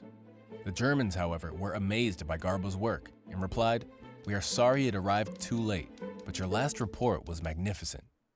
Over the next several months, Garbo continued adding more members to his network. Yeah, but there has to be a time where they actually get good info from him, or eventually they're going to be like, this guy's a con man. Even if he is telling them good info like that, or like vague shit that they're making the wrong assumptions for, you know, 4 years down the line, they're going to be like, we've actually never gotten any good, like, battles off of you. Bringing the total to 27 spies. Of course, all of these agents had to be paid, and by the end of 1943, the Germans were sending Garbo over $100,000 a month to fund his network. They were so pleased with the information that 100,000 then or now? And was he pocketing this, or did he have to give this away? 100 grand a month for people that didn't exist? If that was 115K, 115K in 1940 today. No. It had to be 115K today. It was 115K today. Because 115K then is $2.6 million now. And there's no way they were giving him $2.6 million a month. They were probably giving him like whatever 115K now in 1940 would be $2,600. Yeah, they were giving him like $3K a month. That he was providing that they stopped hiring new spies in Britain. With the network now in full swing, it was time for Garbo's masterpiece, D-Day. Managing this whole operation was incredibly difficult, and it would have been a lot easier if he had Udo. Oh my God, if he had Udo, today's sponsor? At an affordable subscription. The D-Day landings in Normandy were set to be the largest invasion ever carried out by sea, with more than 2 million soldiers from over 12 different nations, all arriving in over 100,000 vehicles. Pulling this off without the Germans suspecting a thing would be an enormous challenge, but Britain had the best man for the job. To avoid the information from arriving late like last time, the Germans told Garbo to start sending his messages via encrypted Morse code instead of letters. Garbo would first write his message in Spanish and break up the message into clusters of 5 characters. Then, consulting a code table, he would change each letter to jumble up the message. An operator would then start typing out the jumbled message into Morse code, which would be transmitted over radio to the Germans. With the ability to now send even more information, Garbo began sowing the seeds of doubt that would make D-Day an enormous success. One of Garbo's agents who worked in the London Underground claimed that the tunnels were being extended towards the southeast and that ammunition was being moved down the tunnels. Another agent saw assault barges gathering at the port of Dover and Bro, but I feel like you couldn't do this today. Just because there's so much fact-checking that goes into spies and how cautious they are and how cautious the countries are into their own spies, you would get fucking killed instantly. Like, if you tried to do this after 9/11, they would fucking bomb your house, like, the next day. that you gave them shit information. That the second they found out you were a double agent, bro, they're fucking killing you. Boys of Canadian troops arriving in No, they wouldn't. Southampton. Garbo Israel would never let that happen. himself began inventing an entire army of U.S. soldiers and reported large numbers of them gathering in the south. Well, Israel has notably, like, historically just, like, actually bombed 1,000 people to kill one. East. All of this So, yeah. activity pointed towards a massive attack on Calais. That was one of the things John Kiriakou said in one of his interviews, was like, in his experience with Israeli spies and just the government in general, they were, like, openly willing to just, like, wipe out a small neighborhood to kill you. Like, no problem. It wasn't like, hey, we're going to call a hit. Like, no, we're just going to blow up everything and then kill you. The closest point to England. In order to back up Garbo's lies, the Brits started planting real evidence all around the southeast. Fake airstrips were cut into fields, and hollow wooden planes were... That's not true. And let me Google it.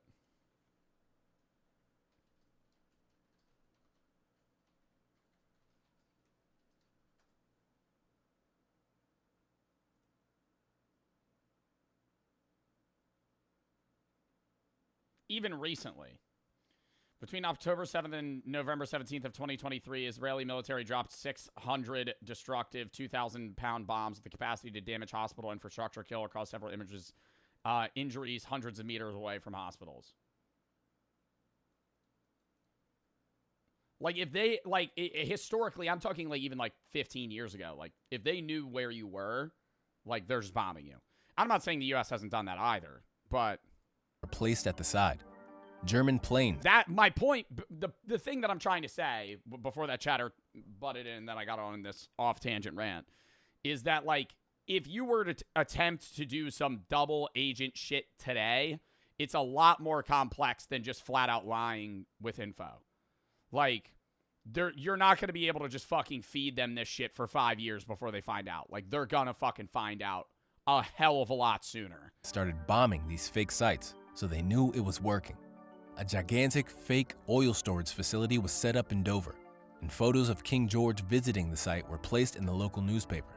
Hollywood-style movie sets were used to turn modest boats into enormous battleships, and inflatable tanks were placed everywhere. They had built up an entire army of fake soldiers, vehicles, and supplies that Wait, I gotta rewind. What? To turn modest paper, and photos of planting real evidence all around the southeast. Fake airstrips were cut into fields, and hollow wooden planes were placed at the side. German planes started bombing these fake sites, so they knew it was working. A gigantic fake oil storage facility was set up in Dover, and photos of King George visiting the site were placed in the local newspaper. Hollywood-style movie sets were used to turn modest boats into enormous battleships, and inflatable tanks. Why did none of us ever know this? Why were we never taught this? They built fake tanks, ships, and planes to trick the Nazis when they would fucking scan the area above us. I was taught this. I was never taught this. In the U.S., I was never taught this. Were placed everywhere. That we made fake tanks. They had built up an entire army of Nazis did the same thing. Really? Fake soldiers, vehicles, and supplies that completely distracted the Germans from the real preparation that was going on for Normandy. The goal was... But then where are they actually preparing their shit where they're not going to see it? To convince the Germans that even when the Normandy attacks began, the real and much larger attack would happen later in Calais. Amazingly... Oh my God, so they would delay their... So they would keep delaying and delaying the fact that they had to run troops to Normandy until it was too late. The British intercepted a conversation between Hitler and a Japanese ambassador, where Hitler mentioned that the first attack was going to be a decoy and that they were really preparing for the second attack elsewhere. By this point, it was clear that Garbo's messages were now landing directly on Hitler's desk, and he was believing. Holy fuck, dude. You're just a random farmer in Barcelona. You end up convincing Hitler of, like, one of the biggest attacks that occurred in World War II was going to be somewhere else. Everything. Whenever Garbo told them about movement in the southeast, the Nazis would move the pin on their map.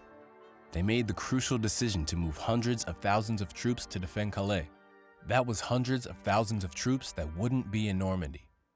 June 5th, one day before D-Day. Although the German radio operators usually signed off at 11:30, Garbo insisted that tonight they should listen out for a message at 3 a.m. Big news was expected from one of his sub-agents. At 3 a.m., Garbo reported that vomit bags and rations had been handed out to soldiers. This could only mean one thing: the attack was about to happen. But hours went by and no response was received. The Germans had gone to sleep. The Allies rocked up to Normandy at 6:30, completely undercover, outnumbering the Germans by more than 3-1.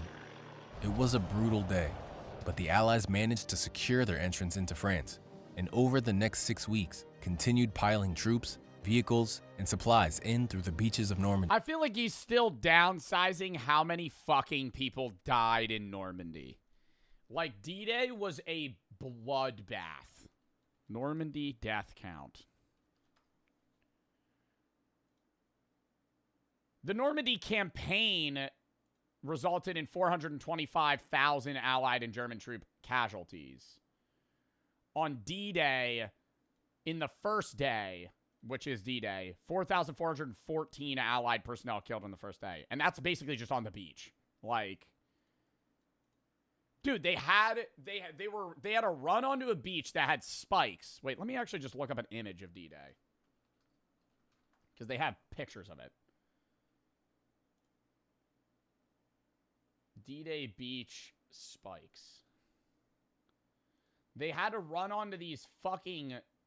I don't know if this is actually D-Day, but this is basically just an image. I don't know if this is the actual image, but I'm going to use this as a fucking photo. They had these spikes so they can't bring on, like, tanks and other, you know, machines onto the beach, because they would just block it, so you had to go on foot. So they would drop you off in the water over here, and you had to fucking run out. This isn't actually fucking Normandy, but this is just the example. But they had these, like, concrete fucking, what are they called, bunkers, with, like, just straight up machine guns with Germans on them, and they would literally just go and just kill people, mow them down, until the Allies got close, and they would fucking throw a grenade in the fucking bunker, or go in with a flamethrower and kill you. Amazingly, the Nazis refused to move more troops to Normandy, and in fact, ended up sending more to defend Calais. They shot 2,000 bullets a second. Oh my God. Waiting for the second attack that would never come. Every letter, every detail. How would you know you weren't there? Historians? Every lie and every truth had bamboozled the Germans, and it allowed the Allies to recapture Europe and win the war. Despite the defeat, Hitler was so impressed with Garbo's messages that he was awarded the Iron Cross. At the same time, Britain awarded him an OBE, making him the only person to receive war medals from both sides of the same war. After the war, Puyol feared that the Nazis would be looking for him, and so he faked his own death and moved to Venezuela. And just like that, he was gone. Amazingly, this whole story would have never been told if it hadn't been for Nigel West, a writer from London. He was determined to track Garbo down, and so he got hold of a Barcelona phone directory and called every Juan Garcia in the area. As you can imagine, there were many. Eventually, Juan Garcia is probably one of the most common names in Spain. One of Garbo's nephews picked up the phone and helped him make contact with Garbo. 40 years had gone by, but after a lot of convincing, Garbo eventually agreed to come over to Europe, where he visited Normandy and realized just how many lives he had saved. Yo no voy a ayudar las armas, pero las armas son contrarias. Bro, what the fuck did you just send me, bro?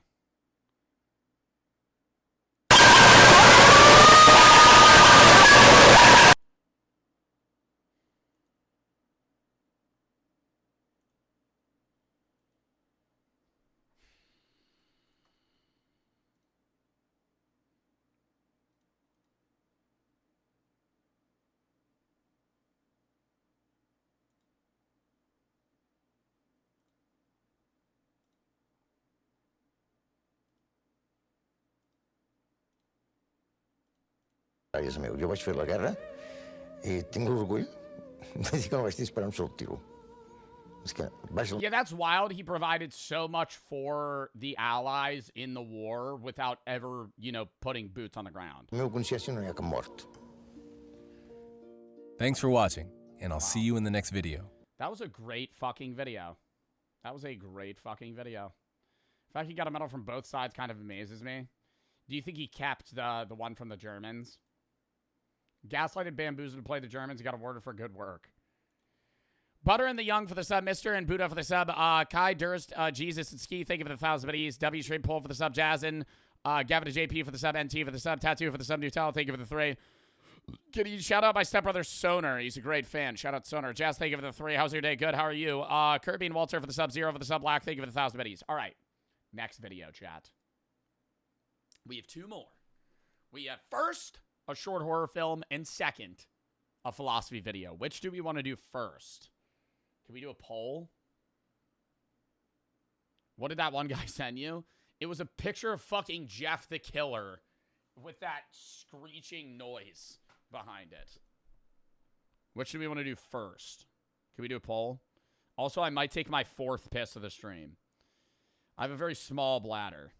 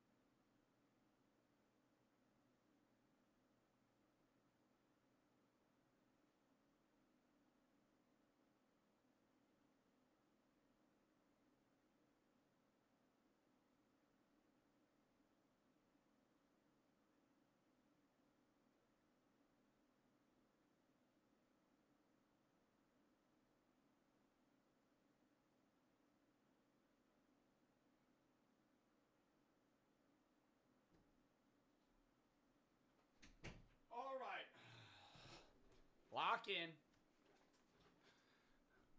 Lock in. Crazy, thank you for the raid. Cole and I love for the sub. Cryptid and Mega, thank you for the 3. What won the poll? The Young and Butter for the sub. Bomb, thank you for the 3. Love your streams. Thank you, Buddha and Mr. Godin for the sub. Dursty and Jesus for the sub. Poll for the sub. Ski, thank you for the 1,000 biddies. L chat today, but W stream. Chat's been better since I had my crash out. I don't want to say my crash out worked. I think chat instead just got better and all the annoying people left.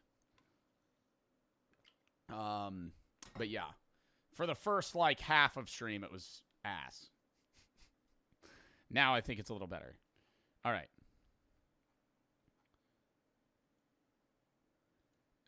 Zod said Ron sent me that. It wasn't me.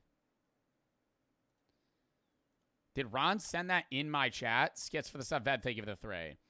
Learn more on your streams than during school. The horror one won, right? Or no?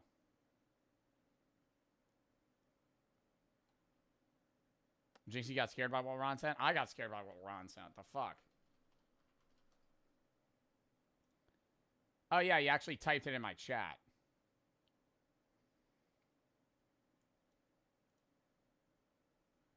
Love, thank you for the sub. Maddie for the sub. Ban Ron? No, he just does that randomly. All right.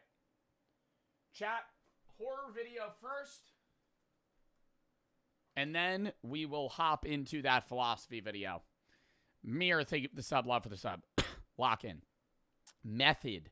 Short horror film. One of you guys sent this in the video suggestion tab. If you have any other short horror videos, or videos in general you might watch, games you want me to play, video suggestion tab, game suggestion tab. It's time to find most of the videos that I watch, games I play. We have this, the philosophy video, tomorrow, live at 4:15. Going over that PowerPoint, doing the shit with Adapt. Like random yap session, maybe a game with them. And then we're going to be doing Super Battle Golf, West Hunt, and some other random shit with the guys at like 7. I don't know how long stream it'll be tomorrow. Probably like 5 hours or so. Tuesday, not live. Wednesday, HA Charity Stream, Gaming Challenge. Thursday, not live. Friday, finishing High on Life, starting Resident Evil Requiem. Saturday, Reacts, random games. Sunday, Reacts. Monday, next week, March 2nd, just Resident Evil, the whole stream. We'll go from there. Just Adapt or anybody else. Now, me and him are going to do like a yap session together at the start of stream.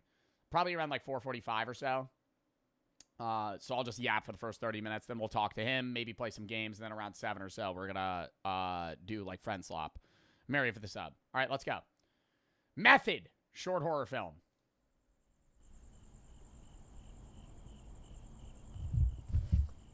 Hey guys, welcome back. For those of you who are new to the channel, my name is Matt and I am a professional dog walker. I love dogs. You know you could actually make crazy fucking money dog walking? Those are the types of videos that I watch at like 2 a.m. when I'm bored. There's like New York dog walkers that make like $500 a day dog walking. But they walk like 15 dogs at once. Not 15, like 5. But they're walking like 15 dogs in a day. It's crazy. I actually think I used to be one. How though? I don't know. There's like there's a lot to it. I could actually probably link the video that I watched. A lot of you guys, I have like 2 separate YouTube channels, one for stream that I watch stuff on, and then my own personal one, because all my own recommendation shit is like boring, informative stuff.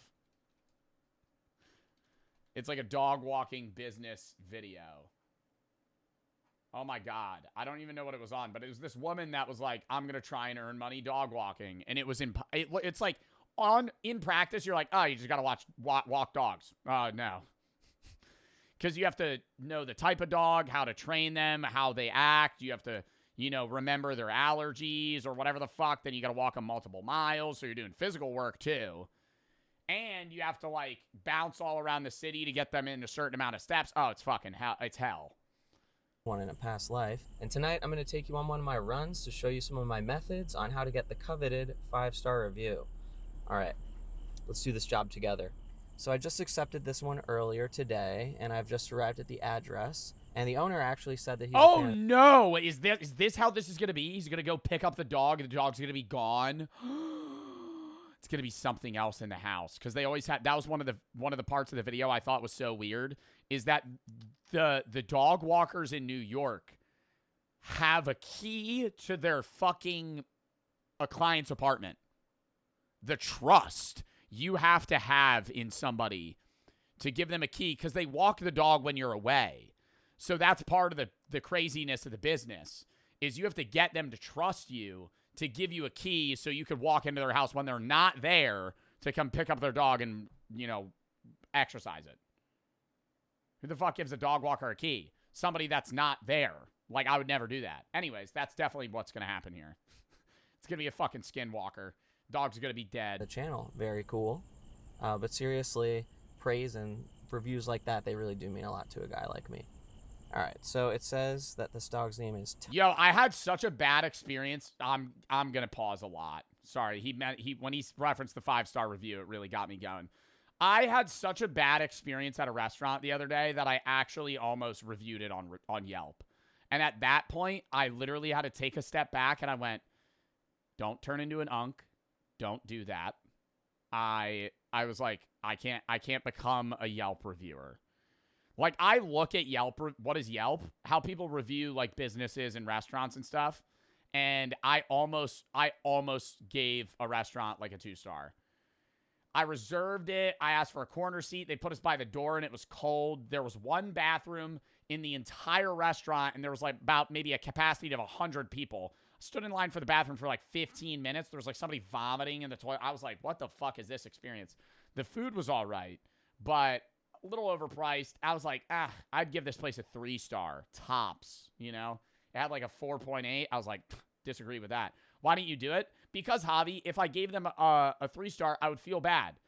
There was one time where my driver was falling asleep at the wheel on Uber, and I gave him a 3-star, and he was falling asleep. He was biting his thumb to stay awake and drifting into the other lane. I should have given that motherfucker a 1-star. He should have gotten fired, right? I gave him a 3-star because I felt bad.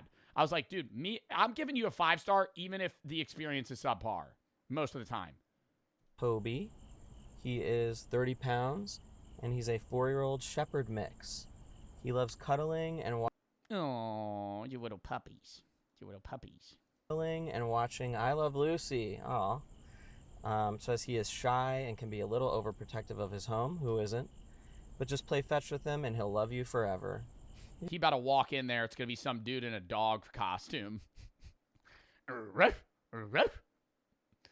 He's like, yo, bro, you're not a dog. This cute little guy. Let's go meet him. Method. Let me show you the dog walking method. Okay, so this one's gonna be pretty easy. It said that Toby has plenty of water, and so I just need to feed him and then take him out afterwards. Also, the owner texted me, and he said that he unlocked the door for me remotely. Not liking the vibe thus far. Dog ain't at the door. There's already a problem. To be polite. Nope, not doing that. Toby. Toby. Oh, fuck no. Come here, bud.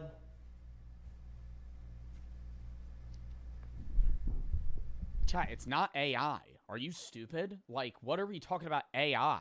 There's been no AI in this video. At least thus far. This is just a guy he's vlogging himself. What do you mean AI? It looks like AI. How does this look like AI? Toby? Guess he's hiding. Did say he was shy, so. Oh, what does that smell? Oh, God. It's gonna be a dead dog. Oh, no.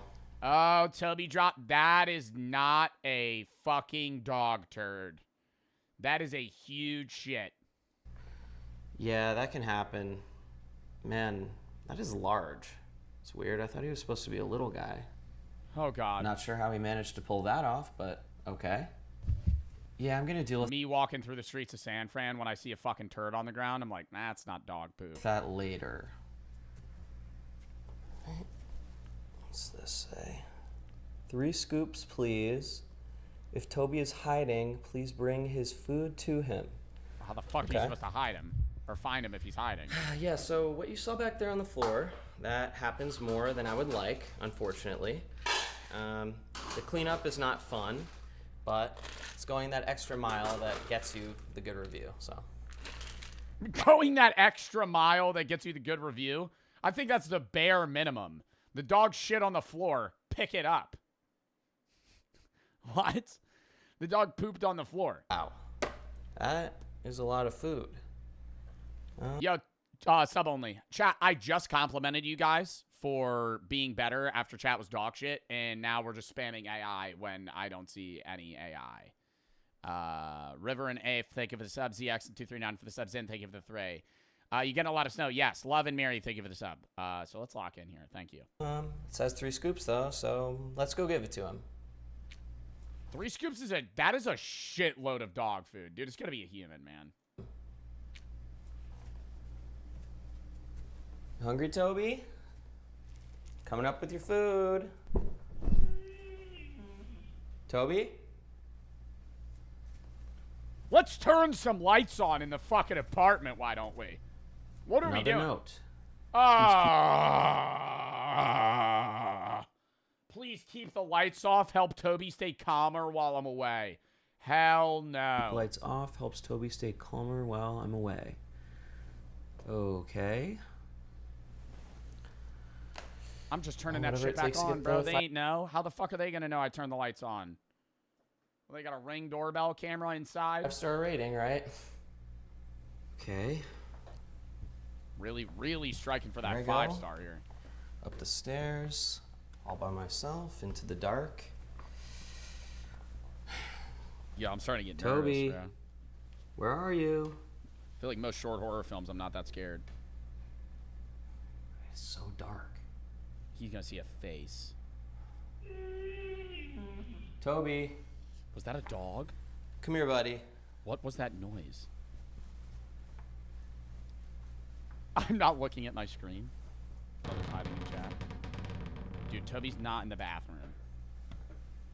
You hungry? Oh, fuck off. Got your food. Oh, no, that does sound like a dog. Bro, turn the lights on! Toby?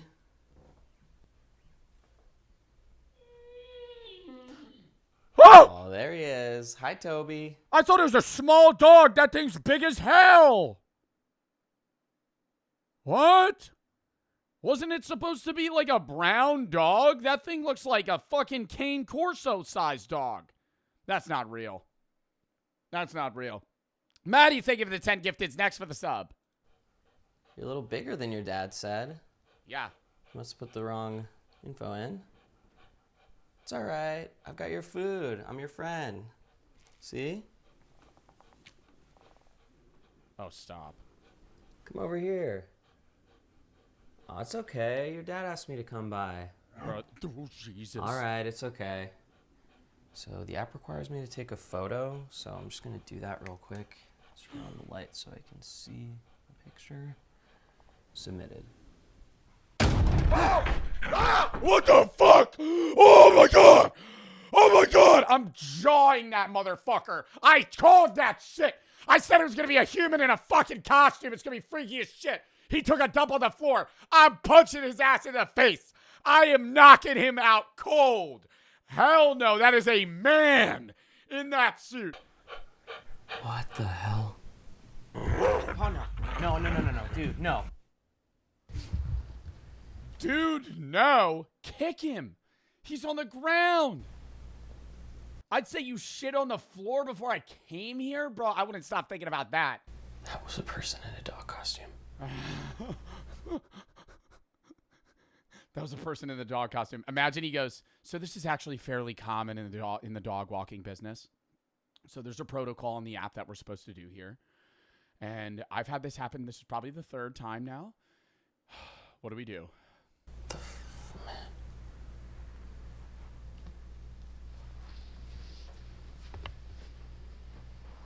Bear spray. Yeah.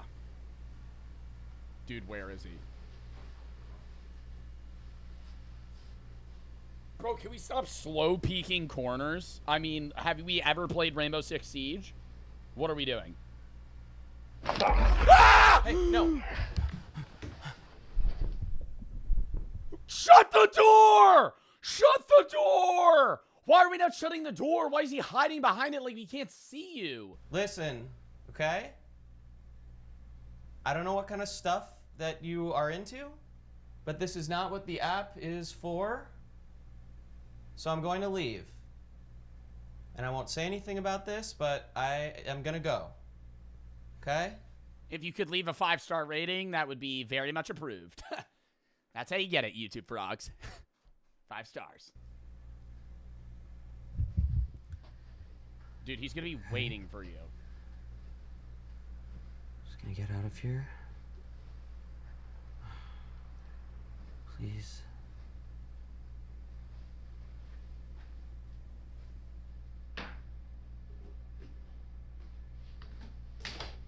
Oh, fuck off. He's going to be at the door. Ah!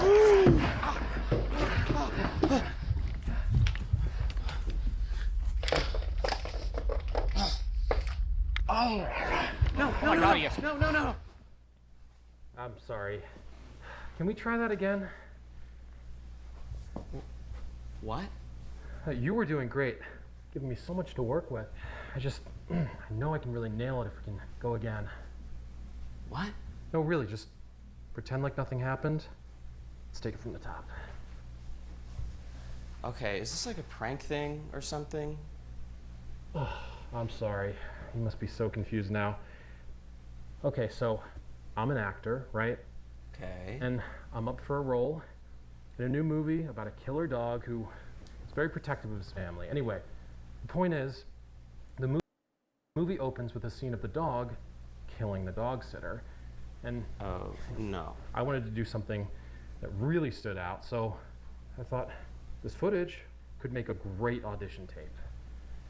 I feel like he's lying. I feel like this guy is maybe a method actor of sorts, but I think he's going to kill this guy for either way. Dude, no. Look, I don't want to be your scene partner for whatever kind of like method acting thing you're doing. Well, why not? You were doing so good.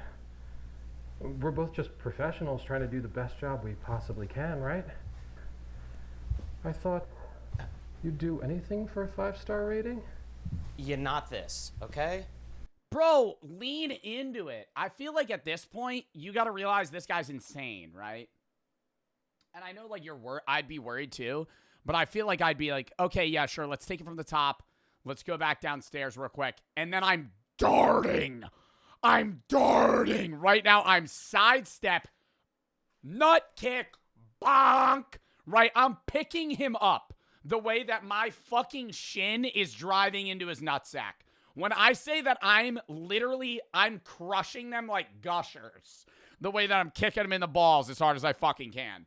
And then I'm running out of that fucking house so fast. I'd be like, yeah, let's take it from the top. Jaw him, kick him in the nuts, run. Please, I just want to leave, all right? We're not done the scene yet. All right. If I do this scene with you, do you promise that, like, you're not going to hurt me? Like, we're just acting, right? Of course. Because you did scratch me before, but as long as we're just acting. Can't speak for Toby, though. Wait, what? I told you. I need to make this stand out. No, dude. Oh my God, he's going to kill him while he's acting like Toby. Go on your count or mine? Okay, no, there is no count, all right? Seriously, please, I'm begging you, dude. Please, I'm begging you. That's perfect. Okay, on my count. Yo, no. 3. No, dude. 2. Come on. 1. Stop. Action. No!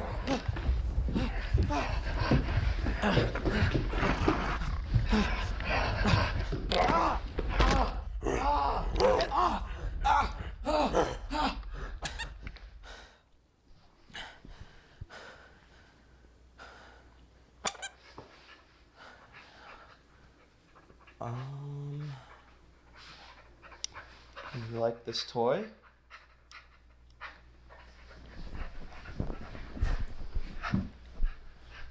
Why don't you come get it? Yeah. Okay, Toby. Yeah, good dog. You want this? You want this? Go get it.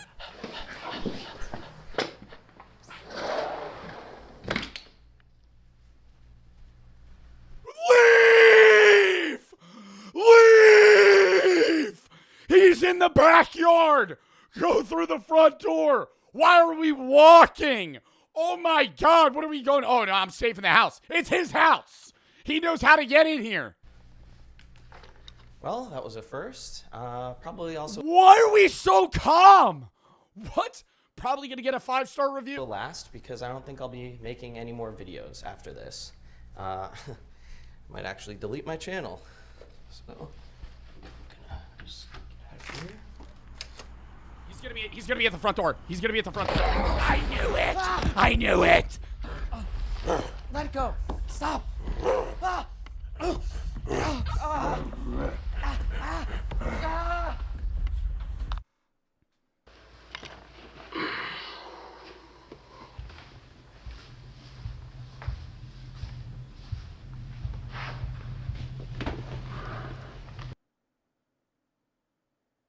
Send in audition, tape by Friday, review footage for self-critique, backstory motivation.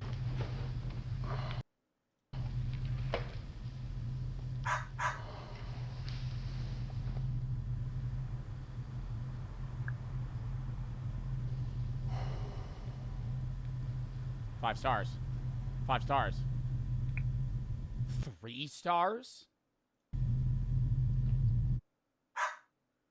Matt, you could have done a better job, brother. Apparently you didn't do a great job. This is giving Creep 2014 mixed with Good Boy 2022. Yeah. I never saw Good Boy. But I know that that's that weird-ass movie where the guy has to act like a dog. That was a good video. The real thank you for the 1,000 biddies. This is almost as scary as the egg in Kevin's house or whatever the hell that Roblox game was the other day. That game was not scary. Broad TW for the sub. Herpy and Old thank you for the sub. Pickle and Affected for thank you for the sub. Maddie, thank you for the 5 gifted. Jazz and SX, thank you for the 3. ZX, thank you for the sub. All right. Chat. Hold up. Lock in.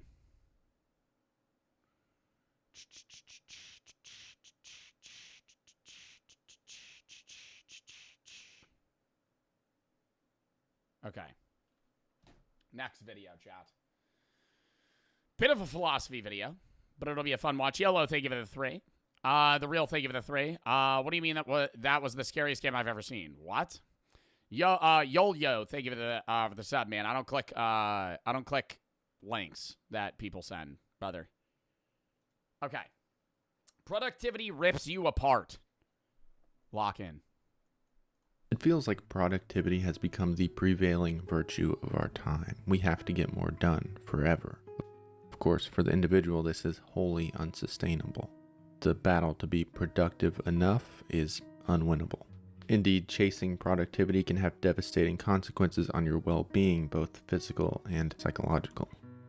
It's difficult, though. I think there's a level of productivity that you need to be like a functioning member of society. I don't think productivity in general is bad, but I think the way that people approach it, especially like the rise and grind mindset, can at times be overbearing for somebody to actually take on mentally. Like, I think a lot of people go down that rabbit hole of like rise and grind to try and fix their mental health, and then in turn actually fuck it up by doing so. Because instead of actually confronting the problems that they're going through, they just say, if I stay busy forever, I'll never be thinking about the things that I actually deal with. Like, that's an actual thing that people do to try and get over their issues, is just keep busy. And I think staying busy in a time of, like, mental disparity could be good, but not to an effect where you're so busy that you literally can't ever confront the problems that you've been going through. A lot of people, I think that's most people, honestly. Our unrelenting thirst for productivity is the Also, hold up. Lou, thank you for the sub. QL, thank you for the 3. Yeah, I'm going to play that. 239, thank you for the 3. Happy birthday, Tristan. Gal, thank you for the sub. Big Willie, thank you for the 10 gifteds. Big Willie and Loose, thank you for the sub. A real, thank you for the 3. Lock in. reason for so many modern luxuries. Productivity is not inherently bad at all. In fact, work can be immensely rewarding. But our entire lives and our self-worth should not revolve around being productive. Yet I think I too often focus on a level of productivity, but more so efficiency in productivity. I don't think I focus too much on the sense of like, oh, I have to constantly be busy and do work. I think that is why I get high a lot, is because then if I don't get high, I'll end up just doing other shit and trying to be more productive rather than actually just chilling out. When in reality, I should be able to just chill out without weed. But, side note, I think I hyper-focus on scheduling too much. I think it's one of the reasons that I'm successful, but I think it's also one of the reasons I get stressed out. Because I too often want to be like, oh, let me try and efficiently pack my day in a way that I'm able to get the most done in the least amount of time. Which is good, because then that gives me more free time. But then I also just spend absurd amounts of time scheduling shit. Buns and Abed, thank you for the sub. I'm not eating an edible. Lelouch Big, thank you for the sub. survey of 1 million people in late 2022 found that productivity is most people's #1 priority in life. Number one priority in life. Chat, what would you say your #1 priority in life is? I feel like experience, happiness.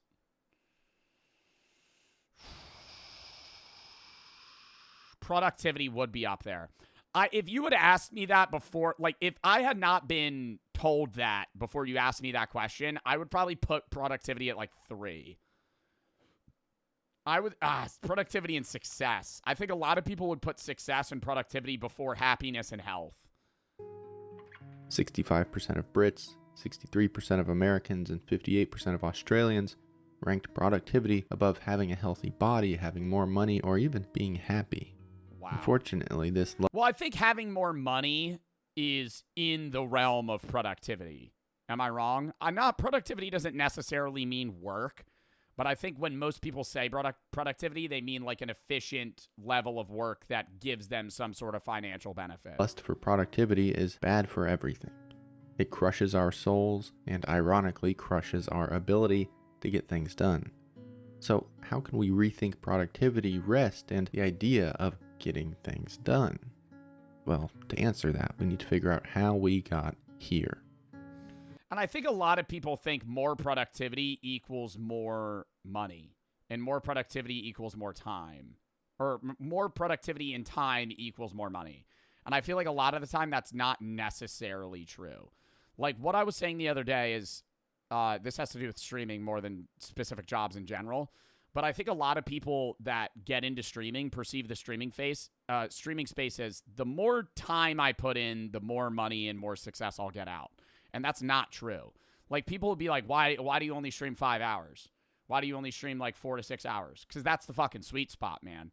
If you're streaming 12 hours, you're not entertaining. You're being more productive in the sense of like you're streaming more, but you're not actually doing anything. You're getting the same amount done, right? In the same sense of like a 9 to 5, if you're working 8 hours in an office, you're actually only having, like 4 hours of productive work time. The rest of the time that you have is spent bullshitting. So that's why I focus on scheduling so much, because if I put more of that time into scheduling, then I'm able to have that 5-hour span of productivity nonstop.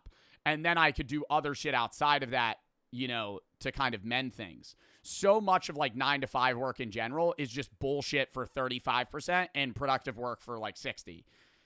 Because if you're able to try and condense that into a more productive 5-6 hours, then you're able to still get the same amount done and then have extra time to do whatever the fuck you want with your life rather than just sitting here spieling about, oh, I need to be more productive. Now, there are people that work straight up like 12-hour fucking Uber Eats shifts or like DoorDash shifts and they're just nonstop on the grind. That's a different story. And yes, more time and more productivity in that sense does equate to more money, but not in like an exponential sense. It's just like 1-to-1. If you work more hours, you get more money. Have you ever done a subathon? No. And I don't want to do a subathon. Not only because I want to enjoy it, but because the content in subathons is generally ass. If I'm being honest. I'm not going to sit here and say that every subathon that's ever been done is bad, because they're not. But like, if you're streaming 24/7, you're not doing anything most of the stream. I would rather have a 5-hour stream where I'm nonstop doing stuff than a 10-hour stream where 3 of those hours I'm just bullshitting. And not bullshitting in the sense of yapping, but like silently watching videos or playing a game and not really commentating on it. That's why you see most streamers today that have an audience stream for 5 hours. Because that literally translates to the amount that a human can do before they start fucking getting bored or just drained, right? Because like you could be entertaining nonstop for 5 hours. When you see a streamer streaming for 15 hours straight, I hate to say it, they're not being entertaining for 15 hours straight. They're just not. 4 of those hours they're eating and kind of watching something, but not really interacting with it, whereas the chat's just kind of primarily watching that thing rather than the streamer. Like, you want some level of, in between there. Taddy for the sub. Timeout Little Willie, please. Owen for the sub. Hogs for the 1,000 biddies. 1,600 bets. I don't know if you remember me. I'm the guy who donated you to play Coin Game. I don't remember you, man. I'm sorry. Been watching for 5 years. You got me through so much. I was very suicidal at one point. I had to go to a facility. Helped me so much. Anybody going through that, I appreciate everything you do, Joe. Keep up the great work. Well, I'm glad that you're getting the help you need or got the help that you need, and I'm glad you're still here, man. Suicide's never the answer. Anna, thank you for the 3.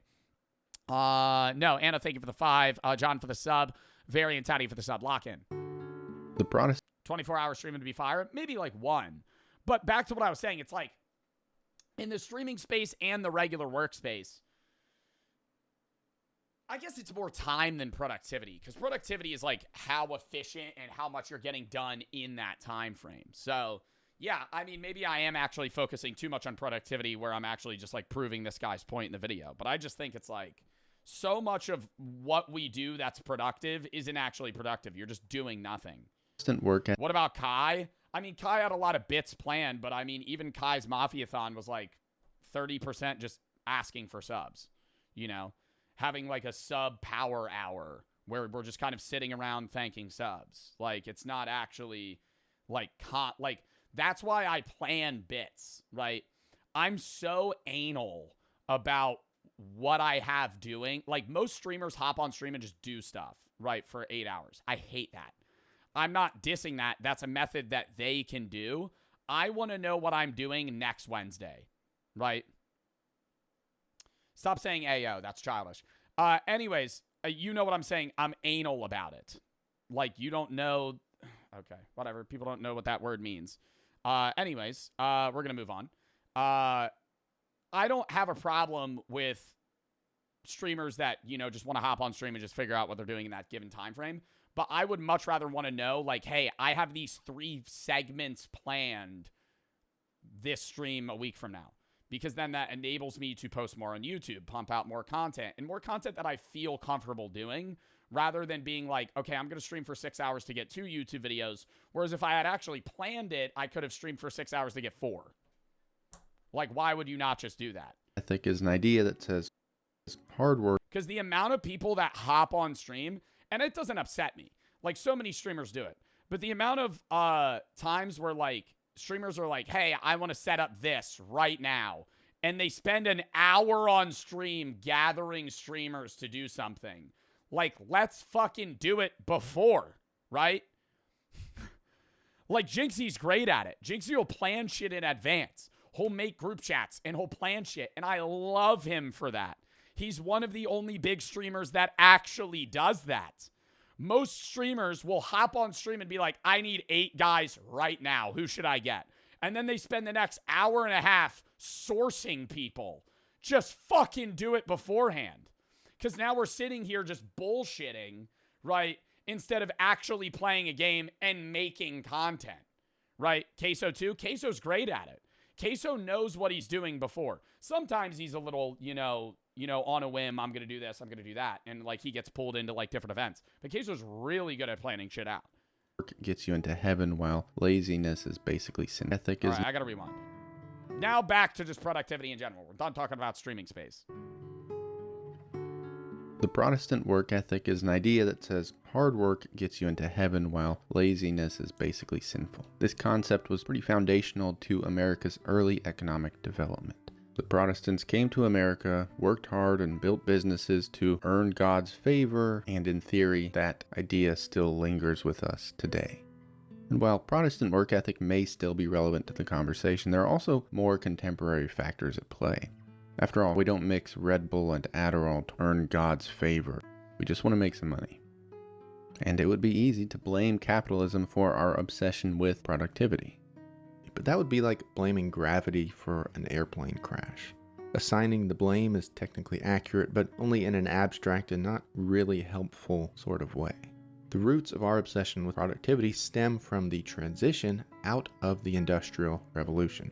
During the Industrial Revolution, we increased productivity by increasing the efficiency of systems. Think modern farming, assembly lines, factories, etc. But then came the rise of office work. In the 1960s, jobs moved from factories to desks. Still, maintaining and increasing productivity was as important as ever.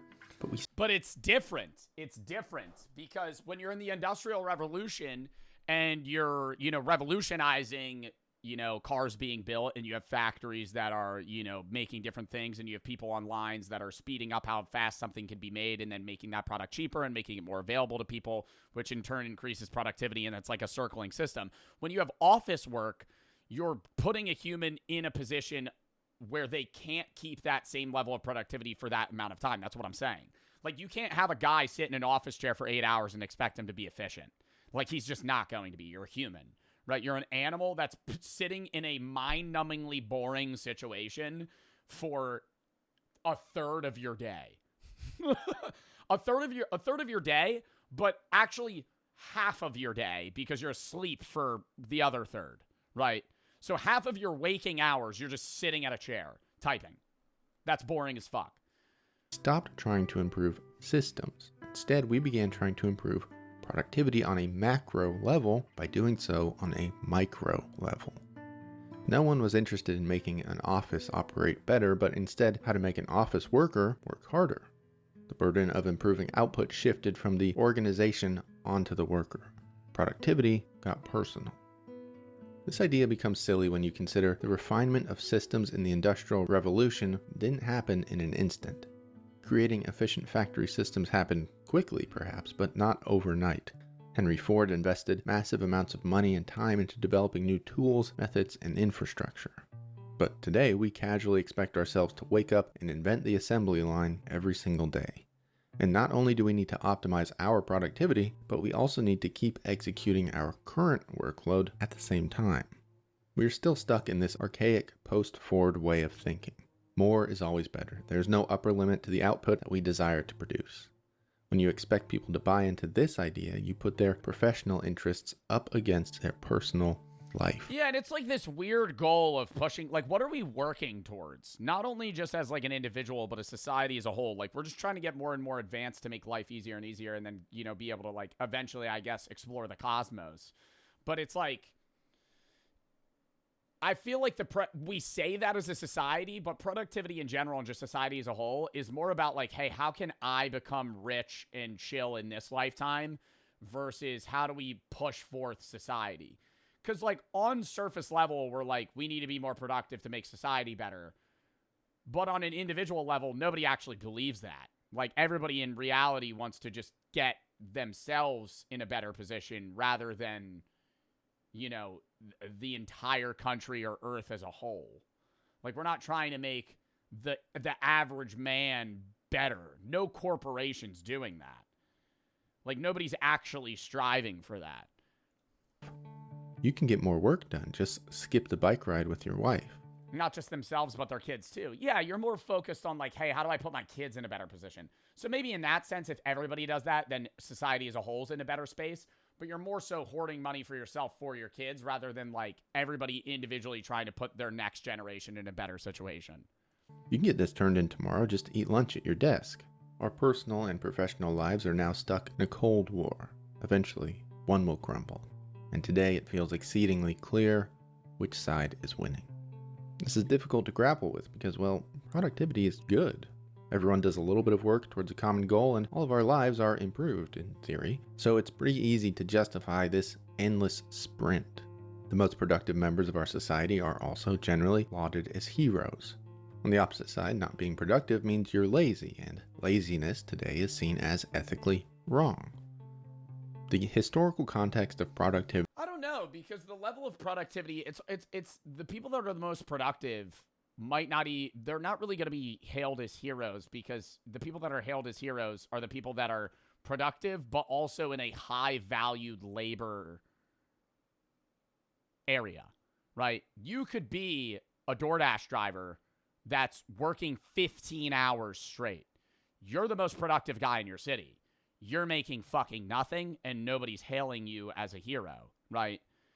Now, if you're working 5 hours a day, but you invented the fucking, a cool sponge that makes it easier to clean dishes, people are going to be like, you're a fucking super genius. You're the most productive man alive. You've made our lives so much easier, right? So it's not just like the level of productiveness. It's the value of that labor.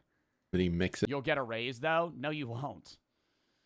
No, you won't. The way that people make money in today's terms is job hopping. Raises don't really get people paid better. Why not? Because no fucking corporation wants to pay you more. Why the fuck would they want to pay you more? Working more hours doesn't equate to you making more money on a pay scale sense. In terms of, like, hourly pay, it does, but, like, that doesn't mean that you're going to get a raise. And DoorDash doesn't give drivers raises. With contemporary. I'm just talking about, like, work in general. Cultural forces to create our problem, and it is a problem indeed. Allowing productivity to take over our lives is, well, killing us. If you're a good worker, why not? Well, you should be a business owner's island because most business owners wouldn't perceive it that way. People will pay more to get a new worker than pay a current worker more money. That's just how the system works. Like, it's statistically proven. Say you're getting paid at $50K at a job. You could ask for a raise to get paid $53K the next year, or leave your job and get paid $60K somewhere else. Work there for 6 months and then leave again. Work there for 2 years and then leave again. Right? It's tremendously easy to wrap your sense of self-worth. You can't just be a business owner, man. I know, dumbass. I'm saying it would be great if you were a business owner, because then you would treat your employees the way that you're saying. I'm sorry, alligator. That was rude. I'm saying, I was saying you should be a business owner, not like literally. I was saying like it would be better if you, in your personality, was what business owners were like. Up in productivity. You make a to-do list, you don't get everything done, and then you feel like a failure. Or perhaps this sounds familiar. You cram as much as you can into your workday, then you get home, too exhausted to do anything but sit on your phone for 3 hours. Then you feel lazy about not being productive, despite all of this happening as an effect of being too productive throughout your day. This is basically mini burnout every single day.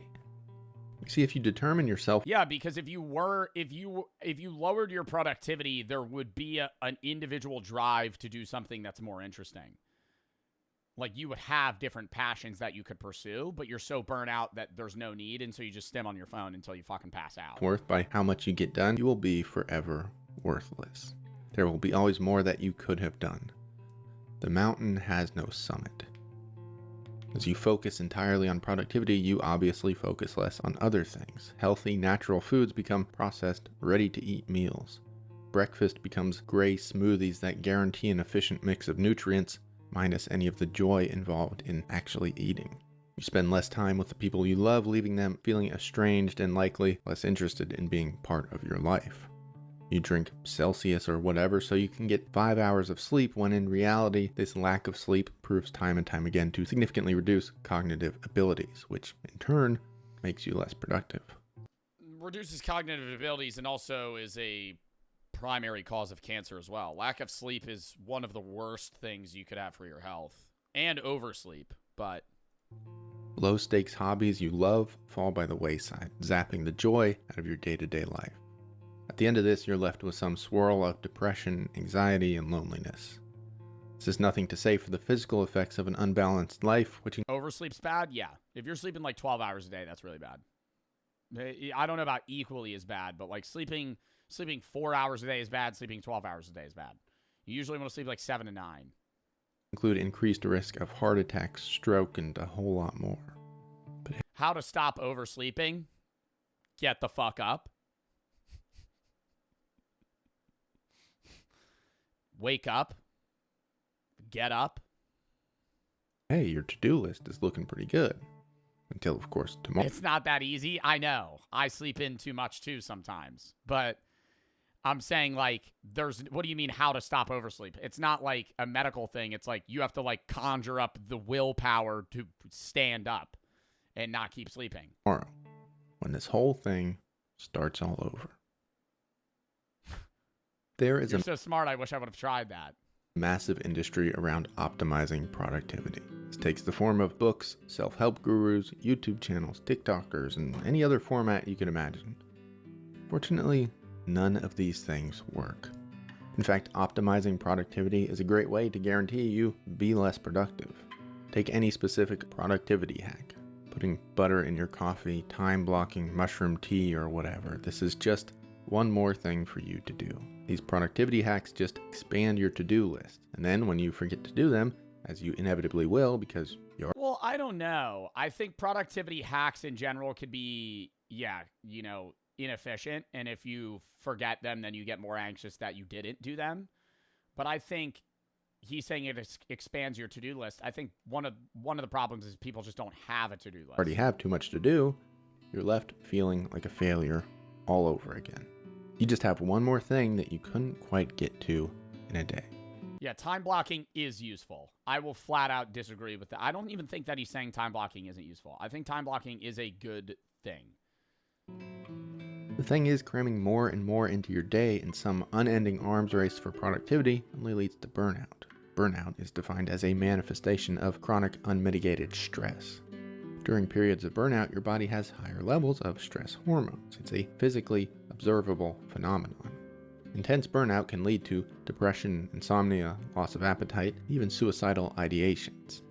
Tiredness is your body's warning sign for burnout. It's like an alert, your body telling you to take a break or things are about to get bad. But in today's energy drink world, we ignore this warning. We don't take breaks. We drink caffeine, then we get a promotion for working so hard. But I love a caffeine stimulation. It's not even just, I think he's ignoring as well, like, yes, people take caffeine so they don't have to sleep as much so they can be more productive. But it's also awesome to fucking feel wired. Like, right now, I'm drinking a fucking Gamer Subs, man. Like, I love feeling that. I love feeling those fucking vitamins, that caffeine course through my blood. I love feeling my eyes tingle.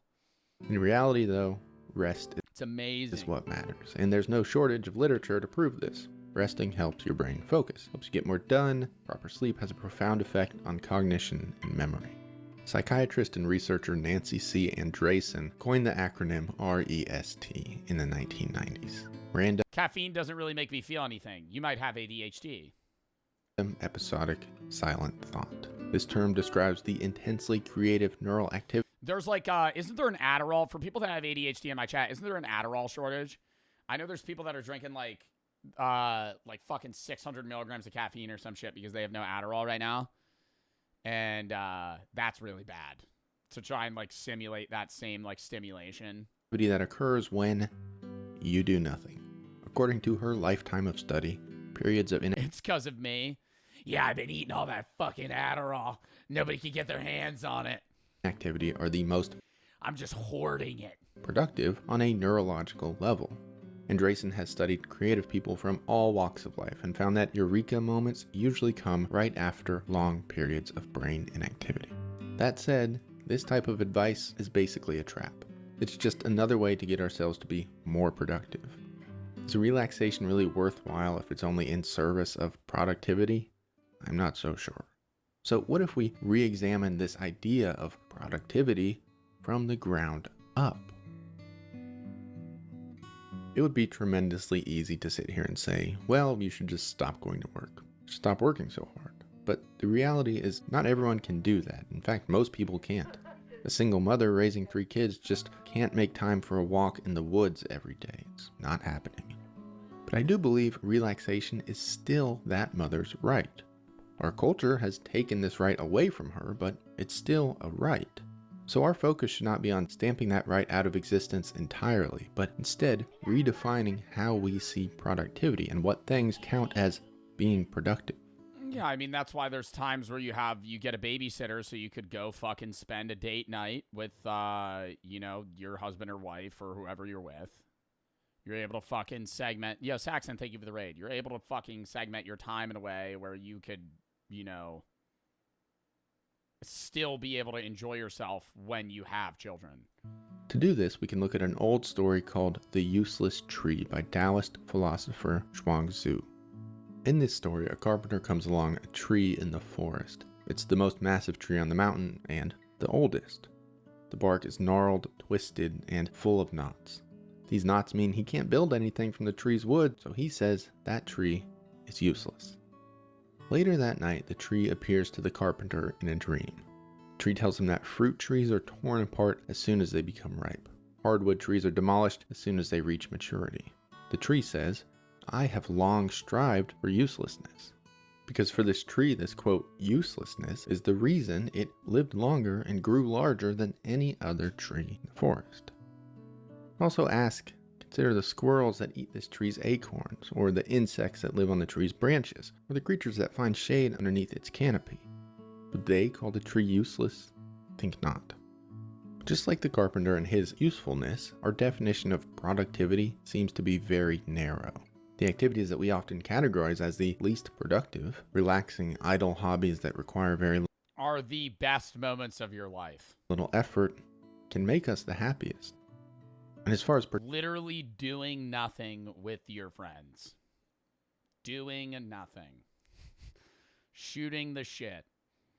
producing in a professional context, if someone builds a company and wants that company to be as productive as possible, perhaps they should squeeze the systems harder, not the people. Instead of asking employees to individually produce more and sacrifice their personal lives, we should all ask our systems of work to produce more.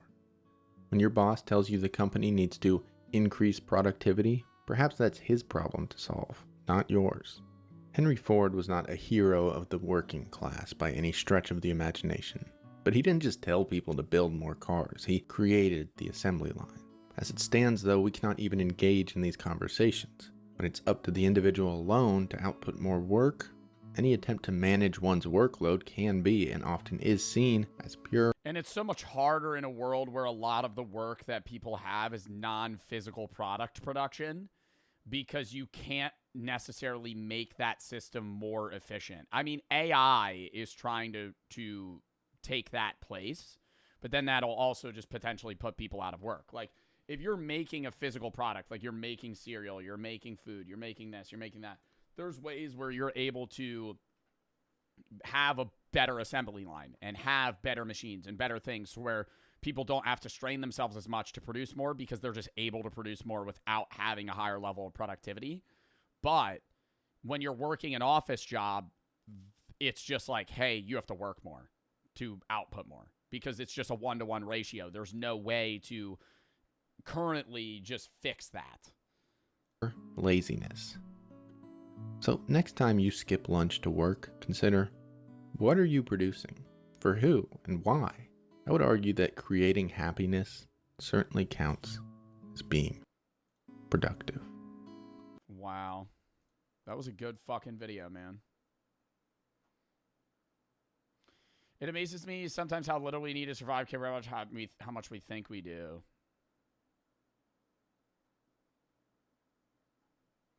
I loved that video, genuinely. All right. Well, we're going to call that there, chat. W fucking stream. Not Mac, thank you for the 1,000 biddies. I think you should check out Dishonored. Send it in the game session tab.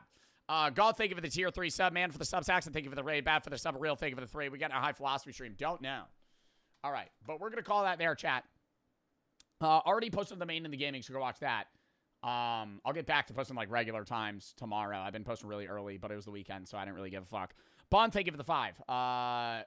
But yeah, I'll be live tomorrow at like 4:15. We're doing shit with Adapt at like 4:45, I think. We're going to be like, you know, just talking, playing some games maybe. Then around like 7:30, I'm going to be hopping on Super Battle Golf, maybe West Hunt, some other random games with the guys. What else? Tuesday, I'm not live. Wednesday is going to be the AHA Charity Stream, American Heart Association. We're going to be doing Peak, Lethal Company, and RV there yet. Me, Sneeg, Killdozer, and Chris. We're going to be trying to beat it. Chad will be able to donate to affect the game as it's happening. Thursday, I'm not live. Friday, we're going to be doing High on Life 2, finishing that game, actually, and then starting Resident Evil Requiem after. Saturday, Reacts Random Games. Sunday, Reacts Random Games. Monday, Resident Evil, and then we'll go from there. Richie, thank you for the 3. Bounty Brown, New Jersey, Radical Crusader, this main campus. I want to see if it's safe to live there. I couldn't tell you, man. Max, thank you for the sub. Luke, thank you for the 3. All right, I'm tabbing out, chat. W fucking stream. Let's raid. Who do we want to raid?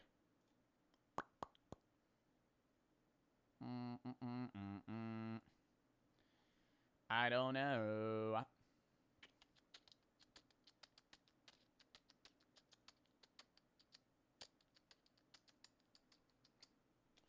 Let's raid Sneeg. Sneeg's alive. I feel like I haven't raided Sneeg in a bit. That is not Sneeg Snag. Who the fuck is that? Sneeg Snag. There we go. Okay. Mazer, thank you for the sub. Max for the sub. See y'all tomorrow around 4:15, maybe 4:30. Appreciate y'all. Catch y'all later. We're going to raid in 5, 4, 3, 2, 1. Good.